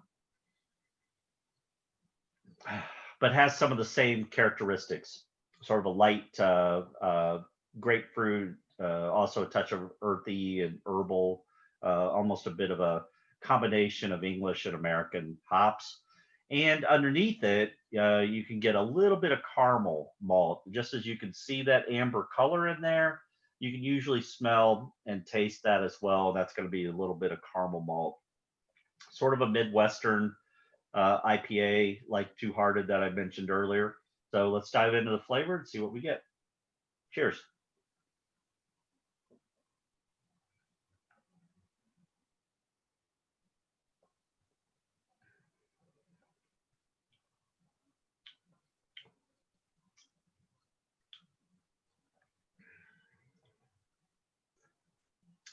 Similar, a little bit drier, not as malty as a Two Hearted. So I'd say, I think they described this one as a West Coast So I was a little off put by the color, but here we go. Yeah, here comes that bitterness creeping in. So once I got into the actual flavor of it and body of it, it was quite dry, and that's what you expect from a West Coast. Not a lot of malt character. There is a hint of caramel in there, which you don't expect from a West Coast. So it's sort of a blend in that you have a touch of caramel, which would be Midwestern, but it's super, super dry and thin, which is West Coast. The hops, getting a lot of piney, earthy, piney, woodsy kind of hops coming off of this one, along with a touch of citrus and grapefruit, but some definite piney notes on that. And then more than anything on this one, we're getting up to 80 IBUs. So after you swallow and you wait good 10 or 15 seconds, boom, big old salivary gland activity and lots of bitterness that lingers and lingers and lingers in the background. Cheers again.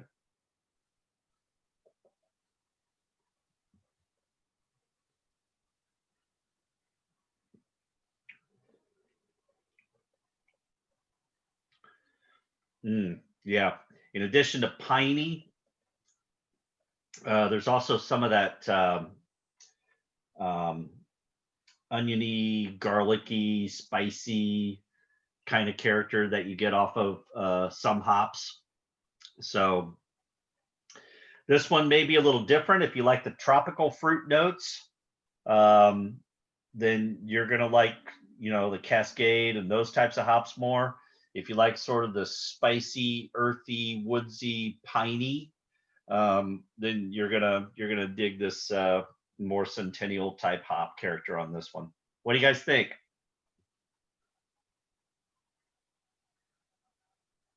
It's okay. That's okay, she says. Did you like Foggy Geezer better? I don't know. The last two we considered they were good, but nothing spectacular. You didn't think Foggy Geezer was spectacular? No, I said nothing spectacular. Yeah, I know. Well, for its style, for what it is and what it's supposed to be, Foggy Geezer is pretty spectacular.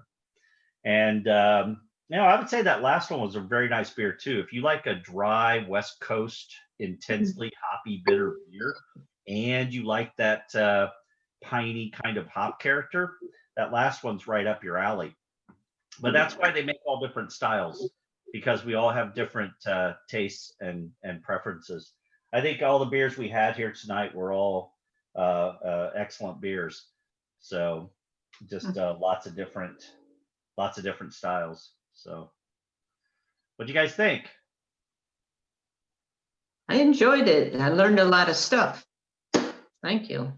I was holding myself back. I was trying.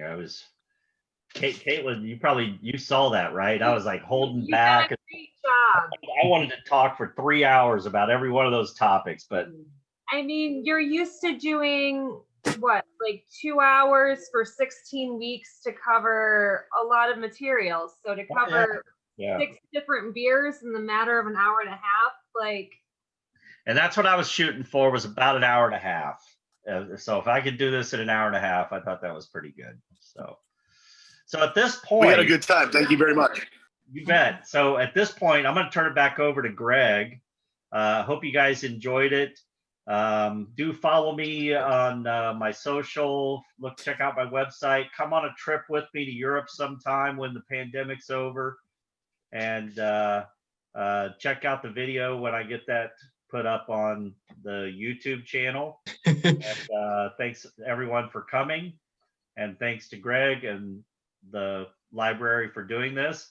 And at this point, feel free to stick around, but I'm going to turn this back over to Greg and he can close us out. And then any of you that want to stick around and ask questions, feel free to do so. Thank you, Ron. Thank you. Very welcome. Ron. So just really quick to end off the night, I wanted to run another couple polls asking you guys what beer you liked the best. And then, oh, I wonder if I didn't add that other one. I need to hit save. So here's that last poll. If you guys want to vote, go for it. Wait a minute, you don't have this one. Oh, here it is. Vote, vote, vote.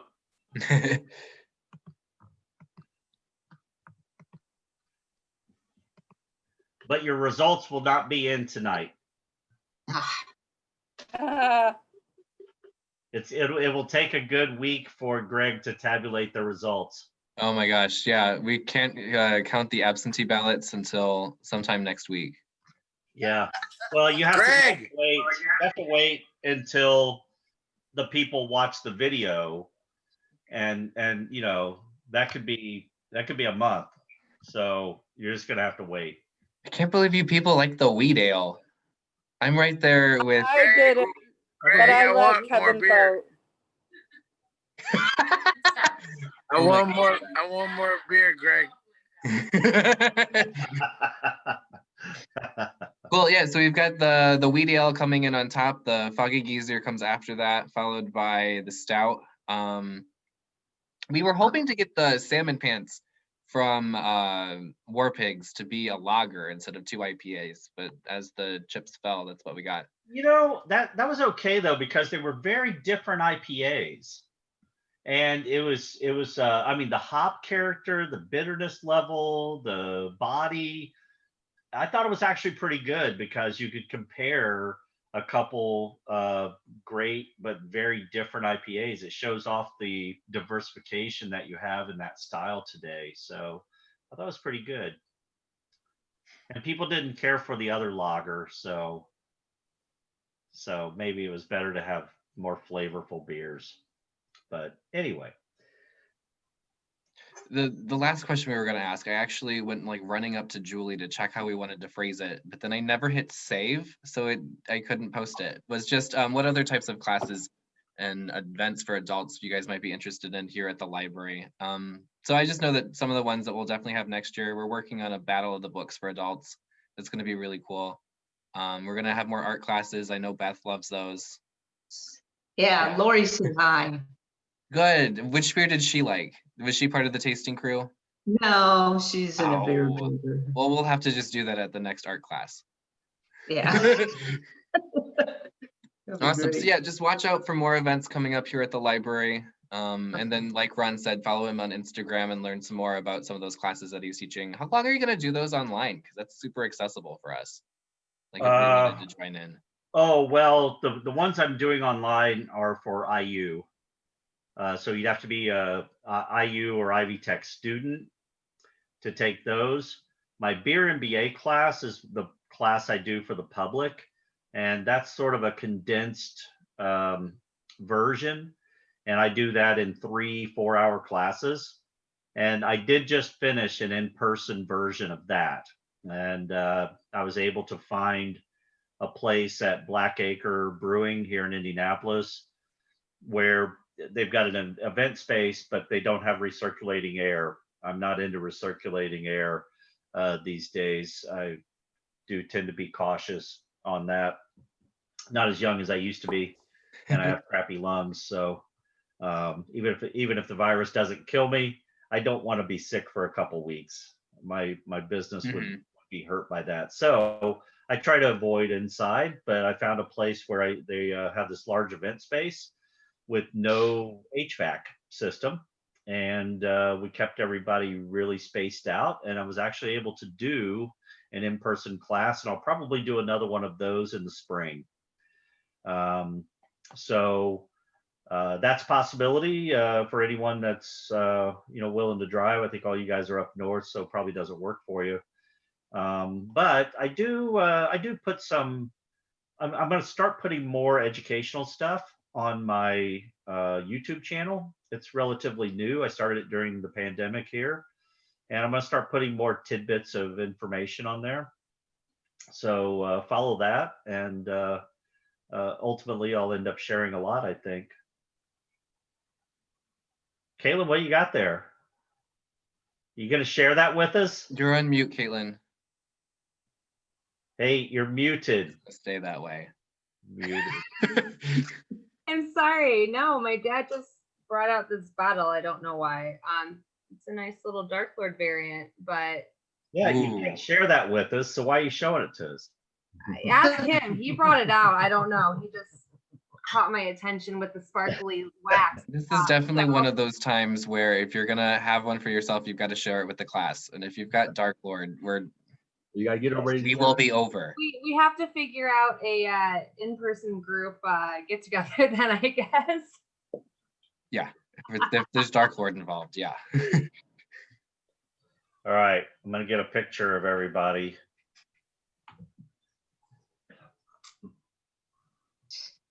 There we go. Beautiful. All right. Okay, well, I'm Perfect. sticking around. If anybody has any questions, I'll hang out for a few minutes and sip on some beers that I have open. But other than that, I think we're done, aren't we, Greg? Yeah. Yeah, this was awesome. If we were gonna do another one like this, would you guys like have a style of beer that you would prefer? I mean, it sounds like wheat beers, but I don't want to do wheat beers, so cross it off. But we could do wheat beers. There's a cheap beer challenge that I think would be hilarious to do. Oh, I think it would be fun to do a cheap beer, like, Paps and all those good ones. Yeah, where you figure out which of the Natty paper nut beers is Ice, your favorite. which I'm pretty sure I bought don't stock think in so. while my Ron son hates was in this idea. college. I've done this No. many times in my classes. It's not as interesting as it sounds. It's just they all taste somewhat similar. So Yeah, I mean, we could ask Ron how he did his different oxidized and off-flavored beers, and we could all experience that. Because trust me, that was just wonderful. yeah, but that takes a lot of. She's Just joking. figure out what was wrong with each beer. That sounds important for you people, but not for the rest of Yeah, for the technical folks, you need to know diacetyl, acetaldehyde, oxidation, trans-2-nonenal, all those fun things. But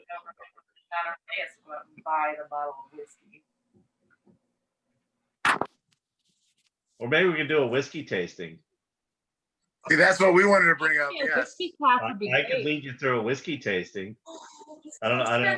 Yeah, I don't have a clue how we would do that. Yeah. Well, Distance like on you'd have to Zoom. Yeah, that would fly- be. You'd have to fly under the radar. You could buy. I know there's people around that do it.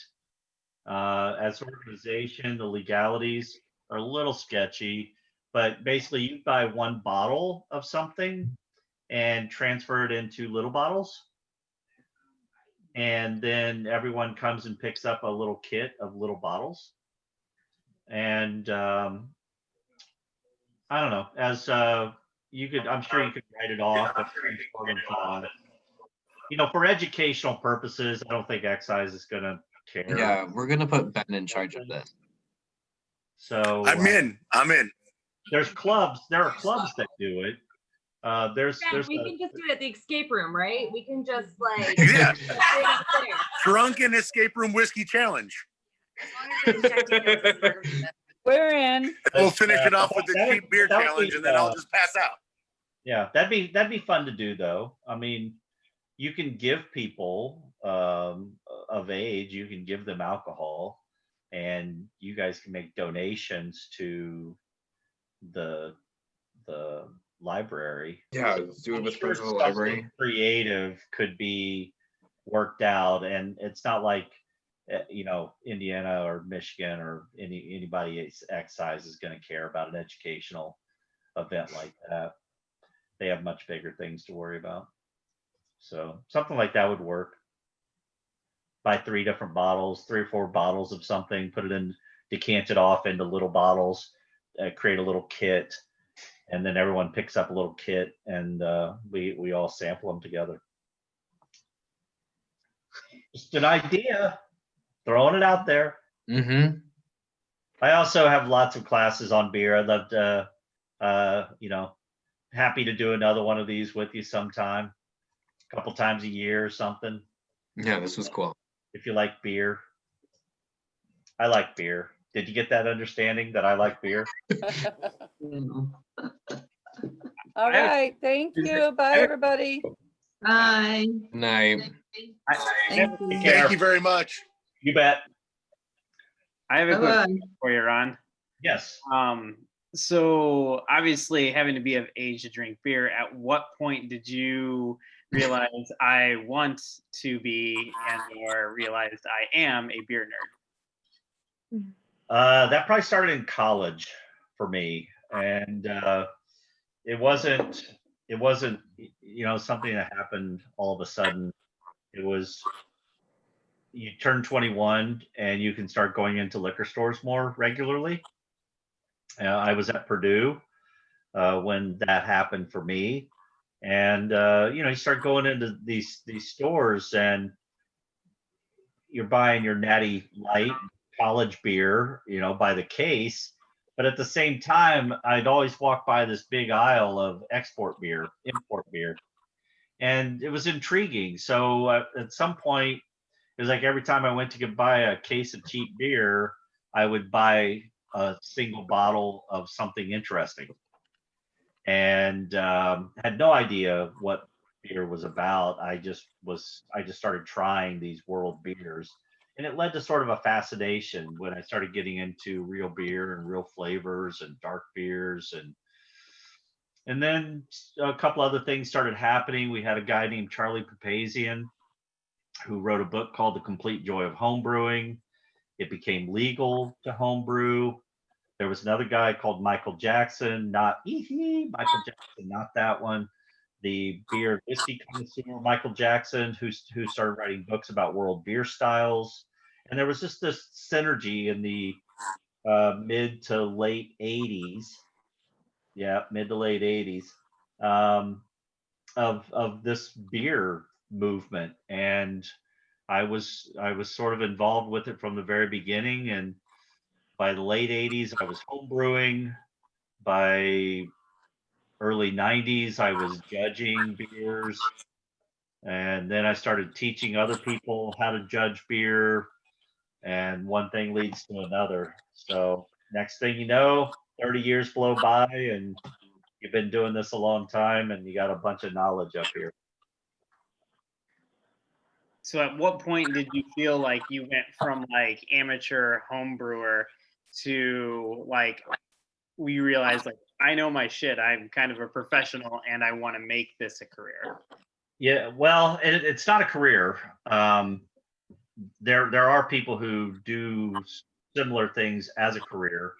I own a marketing business as my day job. So I love beer, it's a passion. But all my teaching, my trips and stuff like that, it's a smaller, maybe 30% of my income. So it's part career. But I would say it was probably around the mid to late 90s, after I'd been doing it for 10 years and had taken the BJCP exam, had scored well, was starting to train other people. And at some point in there, you start realizing, I know a lot about this, and but at the same time, I still pinch myself. When I get someone who sends me an email out of the blue and says, hey, we want you to come to Mexico and we'll pay your airfare, your hotel, all expenses, if you could grace us with your presence and judge beer for a few days. And it's like, let me think about that. I'm pretty busy. Okay, I will.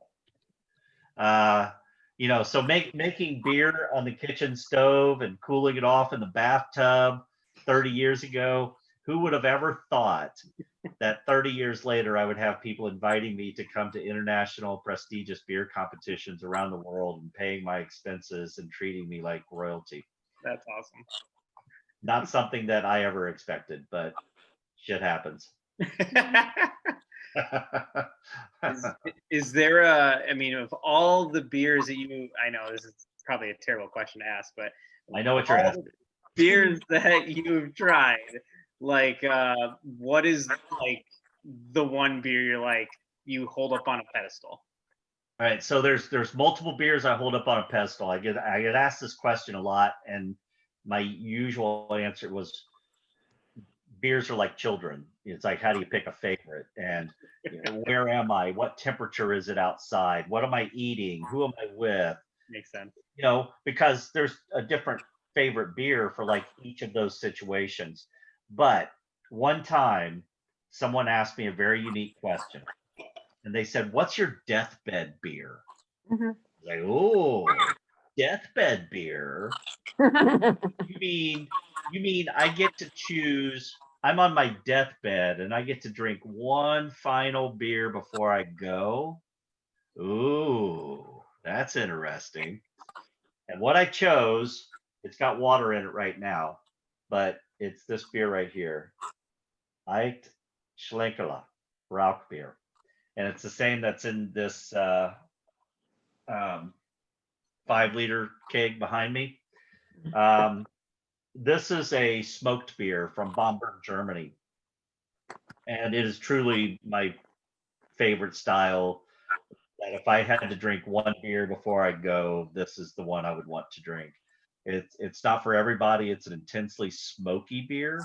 It's an old world technique where in the malting process, they didn't have any other way of drying the malt except for burning wood.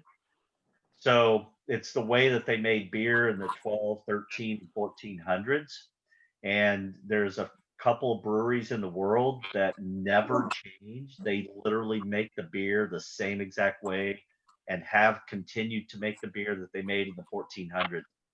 And so it's historic. It's like sipping history, and the smokiness is so savory. In flavor terms, there's certain terms that are savory, like umami, like soy sauce, and soy sauce is described as umami. When you smell something coming off the grill and your salivary glands go crazy, that savory characteristic is very enticing, and this beer has that. So it's delicious, it's historical, it's savory, and it's just sort of one of my favorite beers in the world. If I was on my deathbed, I get one more beer, that's what I want, and then I can go. I'm out of here. That's awesome. I'll go to that big brewery in the sky after one last drink of that. All right. So I have a. Oh, go ahead. I've asked. I'm sorry. I have just a quick, sort of non-related question. My husband was here watching me watch you, and he is allergic to something in beer, so he can't drink beer anymore since he was like 20. Poor guy, right? Yeah, so he's probably allergic to hops. Hops are a weed. Hops are a weed, just like cannabis. They grow like weeds, and many people are actually allergic to hops. Yeah, so he's allergic to that, but he's a big bourbon drinker, and I drink bourbon as well, and he is a big fan of bourbons that have like a high vanilla flavor. So he likes Blanton's. I'm more of a Colonel E.H. Taylor fan. What is something that's similar to Blanton's that you would recommend? So I just drank Blanton's last night. I forgot to mention to everybody my whiskey group, Indiana Whiskey Appreciation Group on Facebook. If you're on Facebook, look up Indiana Whiskey Appreciation Group. Okay. Just had some Blanton's last night. I'm a big fan of anything out of Buffalo Trace because it's all got that vanilla and butterscotch character. So I would say start there. Eagle Rare, comes out of there if you like it stronger. The basic Buffalo Traces. Buffalo Traces started doing some single barrel Buffalo Traces, which are really nice if you like that character. I don't know. I really like a lot of bourbons, but they do a lot of really beautiful things there. Okay. Yeah. Thank you. Yep. I was gonna. You like Taylor. You like Taylor. That's similar. So Did that answer your question? Yeah, sort of, a little bit. Okay. All right, Mike, you're back on. Oh, like I said, I got like 1.5 million questions. So, You can only ask 1 million. So if that's the beer on your deathbed, if there was one beer you could strike off this earth because you're like, why are you calling this beer? What would that be? It would probably be the stuff I gave a hard time to earlier. In the end, you know, I don't care what people want to drink, but that whole fruit puree sugar crap, to me, it's just crap. If it doesn't taste like beer, it's not even reminiscent of beer. I don't get it. Don't care for it. Wish it didn't exist. I wish the people drinking it would drink beer, real beer. But I think in some ways the people drinking it don't like beer. The beer I'm gonna have when I get home is Soft Parade, and it's exactly what you're describing. That's okay. I mean, drink what you want. You drink what you want, but we'll just no, judge. if I want to drink a It's that or I have hams in the fridge. if I want to drink a stocked well. smoothie, I can drink a smoothie. If I want to drink beer, I want to drink beer. And then there's this tendency of us to want to mesh things together. We don't need biscuits and gravy potato chips. We don't, but we have them. And it doesn't mean we have to eat them, but we have them. We don't need potato chips or something that tastes like sushi, but that shit's out there. And to me, these beers, like I call them cartoon beers, because it seems like every one of them has some like cartoon character on it. And it's just, I don't know why we have to mesh fruit smoothies and beer together. To me, if you want to drink one or the other, drink one or the other. I mean, a fruit smoothie is a hell of a lot better than a fruit smoothie beer, and a beer is better than a fruit smoothie. And I don't know, I just don't get it myself, but you know, to each their own. Hopefully in the end, it drives up the craft beer market. And in the end, the people drinking beers like that learn to appreciate beer and the classic, you know, Kolsch. And someday, instead of drinking diabetes beer, they're drinking a great, balanced, delicious beer that tastes like beer. But that's just me. I get it. I mean, those beers are really popular. We've got a bunch of breweries down here in Indianapolis that make them, and whatever folks like to drink. I mean, shit, we got seltzers now. People drinking seltzers, and it's in the beer category. That if I could change something, I would say, why is seltzer in the beer category? Why is that? I don't understand it. Why are breweries making carbonated alcohol fruit water? I don't get it, but it's happening. Burnham just came out with a seltzer, didn't they? Who? One of the breweries around here just came out with a seltzer. I think Burnham just came out with a seltzer. Sun King's got a brand of seltzers. Who does? Alplicking? What's that? I was gonna say, I know that Burnham has the beer that tastes like Gatorade that they're it's also blue. It looks like Gatorade, but it is alcoholic, and they're selling it. Oh yeah, I've seen that. And you know, and Burnham has a lot of good stuff, and they're allowed to make a couple mistakes. Oh no, Burnham is like out there, but they're still awesome. Like I love those guys. Burnham makes great beer. The Red Zeppelin is like classic fridge beer for me. I think it's just, you know, I've been around this industry from the beginning, and we started out trying to make European beers because we couldn't really get good European beers, and we were taught how to make beer. So I'm going back to the 80s right now, right? we were taught how to make beer, and we were taught about world beer styles. So for the first decade or so, all we tried to do was make beer of classic styles. So we tried to make English beers, German beers, Belgian beers, and tried to make good classic examples of those styles.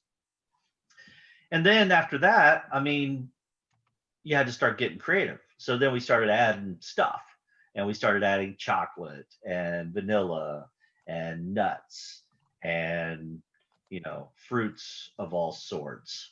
And that was fun for a minute to me. And then the hops came along, and then we had hops on top of hops on top of hops, and we took that to the nth degree until it was just utter ridiculousness. And you know, and then over time you come down the mountain. It's like classic styles, silliness, hops and silliness. How freaking extreme can we get here? And you finally reach a peak, and then at some point you start coming down the other side of the mountain going, I really just want a beer. I just want a beer. I just want a beer that tastes like beer, that's really good, you know? And you float down the other side of the mountain, and now you can appreciate any of those classic styles, any well-balanced, any well-made beer, and there's where a whole bunch of us sit. But that curve of experimentation and trying new things, people are at all different spectrums of that. So you got people who came into the market 5 years ago who are just starting to climb that craziness ladder that I was on 20 years ago, you know? So the hope is that a lot of people eventually get up over the peak, come down the other side, and just say, I would really like a great beer. What do you have that tastes like beer and is well done and is balanced and is delicious? And you know, we did this to ourselves. We kept saying, what can we do innovative? What can we do different? What can we add? How extreme can we make it?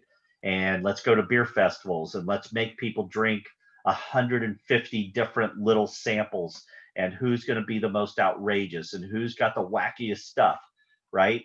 And the beer festivals, they keep going, and everyone's keep trying to make the wackiest stuff. And I want to be remembered for the wackiest stuff at the festival, and on and on and on, you know? So we did this thing to ourselves. It's like, who could be most creative? Who could push the boundaries?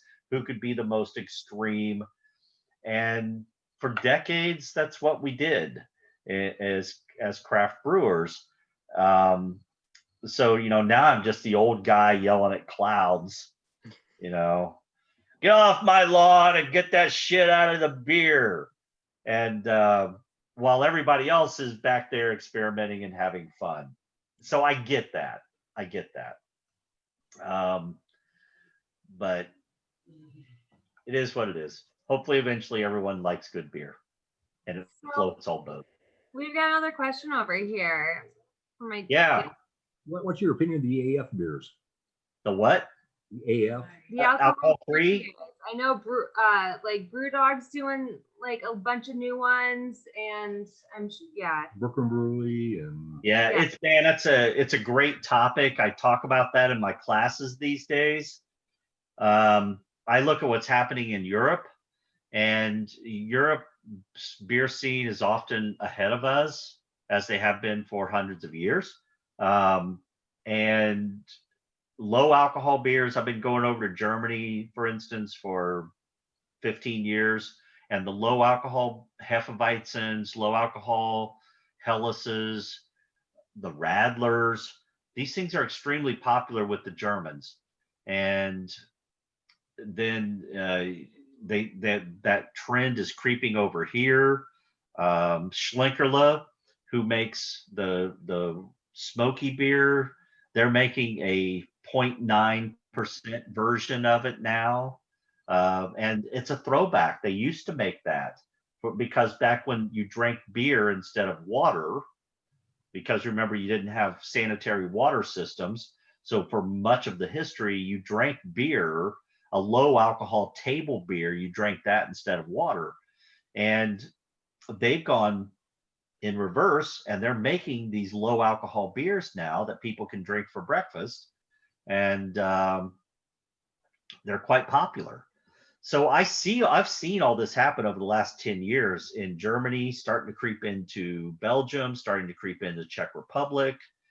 And then slowly it's happening over here, and we're getting, no alcohol Heineken a couple of years ago. We're getting no alcohol hoppy beers. Guinness just announced for the North American market a no alcohol Guinness beer. I honestly don't think it's gonna catch on over here, but I've been wrong before, and I may be super wrong. I can see the market. Yeah. There's definitely a market right now for people that I feel like, especially in my age range, that have decided that like alcohol is like not for them. So they've gone alcohol free. So, I mean, for those people, I can see the appeal of having something that they can enjoy when they're out with other people and in a social setting, that it still makes them feel like they're drinking and they're partaking, even though they're not. Yeah. So you see this actually happening? I mean, I know that with my friend groups, I see it growing in numbers of people that have just decided that alcohol is not for them, that they have decided to go alcohol free. And I mean, just recently I had somebody post, they're like, hey, so share with me your like non-alcohol, like drink cocktails for when you're bartending, for when somebody comes up and they're like, hey, so I'm out with my friends who are drinking, but I just want something that tastes good, that's alcohol free, but it's still not going to be like, oh, she's drinking water. Well, maybe it will happen here. I've always thought we were a little different market than Europe, and not really ready for no alcohol beers and no alcohol cocktails. But there's a lot of big mega brewers like Guinness, Bud, Heineken. There's a lot of people investing a lot of money in trying to make good no alcohol beers. And I have to assume, as a marketer, I have to assume they've done their research, they've done their focus groups, they have researched the heck out of this. And you have to think they're doing this for a reason. But I've had a hard time seeing it happening, but it may be happening. Who knows? It's an interesting subject. It's a great subject. I think kombucha might be the US replacement, because like Greenbush has kombucha on draft and stuff. And so instead of just like making something when it's not, like switching to kombucha. Yeah, it's not for everybody though. There's a lot of people who don't like the taste of it. So, and it's a probiotic. Like, you have to get ready for it. It's a sour. It's definitely an acquired taste. Like, yeah. So I don't know. I think I see on the beer forums, I see the pro beer forums, I see a lot of people starting to talk about it. If you were going to make an alcohol-free beer, how would you do it? And we see Brewdog doing it, and others have done it. So it may be a growing trend. It's going to be something really interesting to watch over the next 10 years. So we'll see what happens. Why do you ask? Well, one of the opinions I've seen online was that people talk about, okay, I want to go out and I want to drink for a while. So I'll have a regular beer and then I'll have an alcohol-free. Yeah. And then I'll have a regular beer and then I'll have an alcohol-free. Yeah. So I'm extending my drinking period and not getting trashed while I'm doing it. Yeah. Here's what I would be a fan of, and I am a fan of. I'm a fan of low alcohol beers. Right. Like I have a Kolsch on a homebrewed Kolsch on here at my house that's about 3.8. Because I don't necessarily like to get drunk, but I enjoy drinking beer. Right. But you get below 3.5%, and it's hard to make it taste like beer. It's water. Yeah, it gets difficult. So, even that Schlenkerla beer I was telling you about, I know the owner quite well, and we've become good friends. And he's been telling me about it. He'd been telling me about it before I went over. Then finally, I was heading over. This was 2 summers ago. He's like, "Okay, I have to be honest. You have to drink it first." He's like, "If you drink it after drinking a real beer, it's going to be really horrible." So, but if you're drinking like some of the old guys do in Germany, there's a lot of people that still have the tradition in Germany. It's not that they enjoy drinking all day. It's just part of their culture that their parents and their grandparents, they didn't have good clean water systems. So they literally drank low alcohol table beer for breakfast. Everybody did. They drank beer on the Mayflower on the way to America. Colonial America drank low alcohol beer. So it was a cultural thing to have a low alcohol or a beer for breakfast. So now in Germany, you have these low alcohol 2%, 2.5% beers, table beers that you can have for breakfast.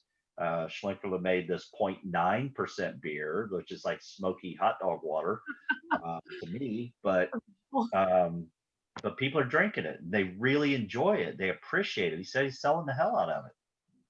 So I don't know. Yeah, and you got to look at the viewpoint from the bar owners too, because they can only handle so many varieties. Yeah. So it's hard for them to clarify, okay, I can handle this and that, and they really can't. Yeah. So much the nice thing about the low alcohol beers is if you're going to make one, you can do what's called a party guile brewing system, because you're a brewer, right? Yeah. So you run your mash off, and you're running your wort off the mash. The first sugars are the most intense, sweet, rich sugars. Right. You get to the end of your runoff, you get very, very little sugar out of there. So the old English technique of a party guile was they would make 3 different beers out of one runoff. Whereas today we just mix it all together, make one beer. Right. They would make a big beer with the first runnings, a smaller beer with the middle runnings, and a table beer, that 1.5 to 2% beer. They would make that with the final runnings, the last runnings.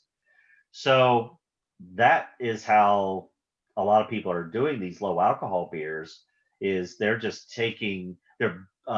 pushing the mash up so that they get a little more alcohol out of it, run it off until they get the amount they need for their regular beer, then run to a different vessel the last runnings, which is going to be their low alcohol beer. So you can get one out of one mash, you can get your regular beer, and then setting aside over here, you've got your wort ready, so that when this one's done, then you transfer that wort in and brew your low alcohol beer. So there is some really nice efficiency to doing a beer like that. Yeah, that's true. Yeah. I don't want to cut anybody short, but I have to clock out and go home. No worries. Thank you so much. Right. We've been at it for a while. Thanks for. This has been the coolest program. This is great. One of the people in the comments said that like they just moved to LaPorte, and this has been a really cool way for them to like get involved in the community. Awesome. That makes my librarian heart grow 3 sizes. Yeah. Yeah. Well, fantastic. I'm going to see everybody. Caitlin, so great to see you.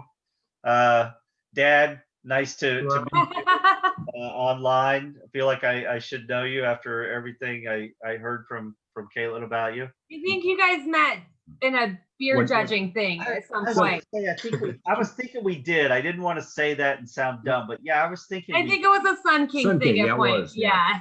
All right. Okay. Well, have a good night, everyone. Okay. Nice to meet you guys, Mike, and Greg. Take care, everyone. Prost. Right. I'm going to stop the recording, and you're going to send me the link to that, Greg. You bet. Yeah. Yeah.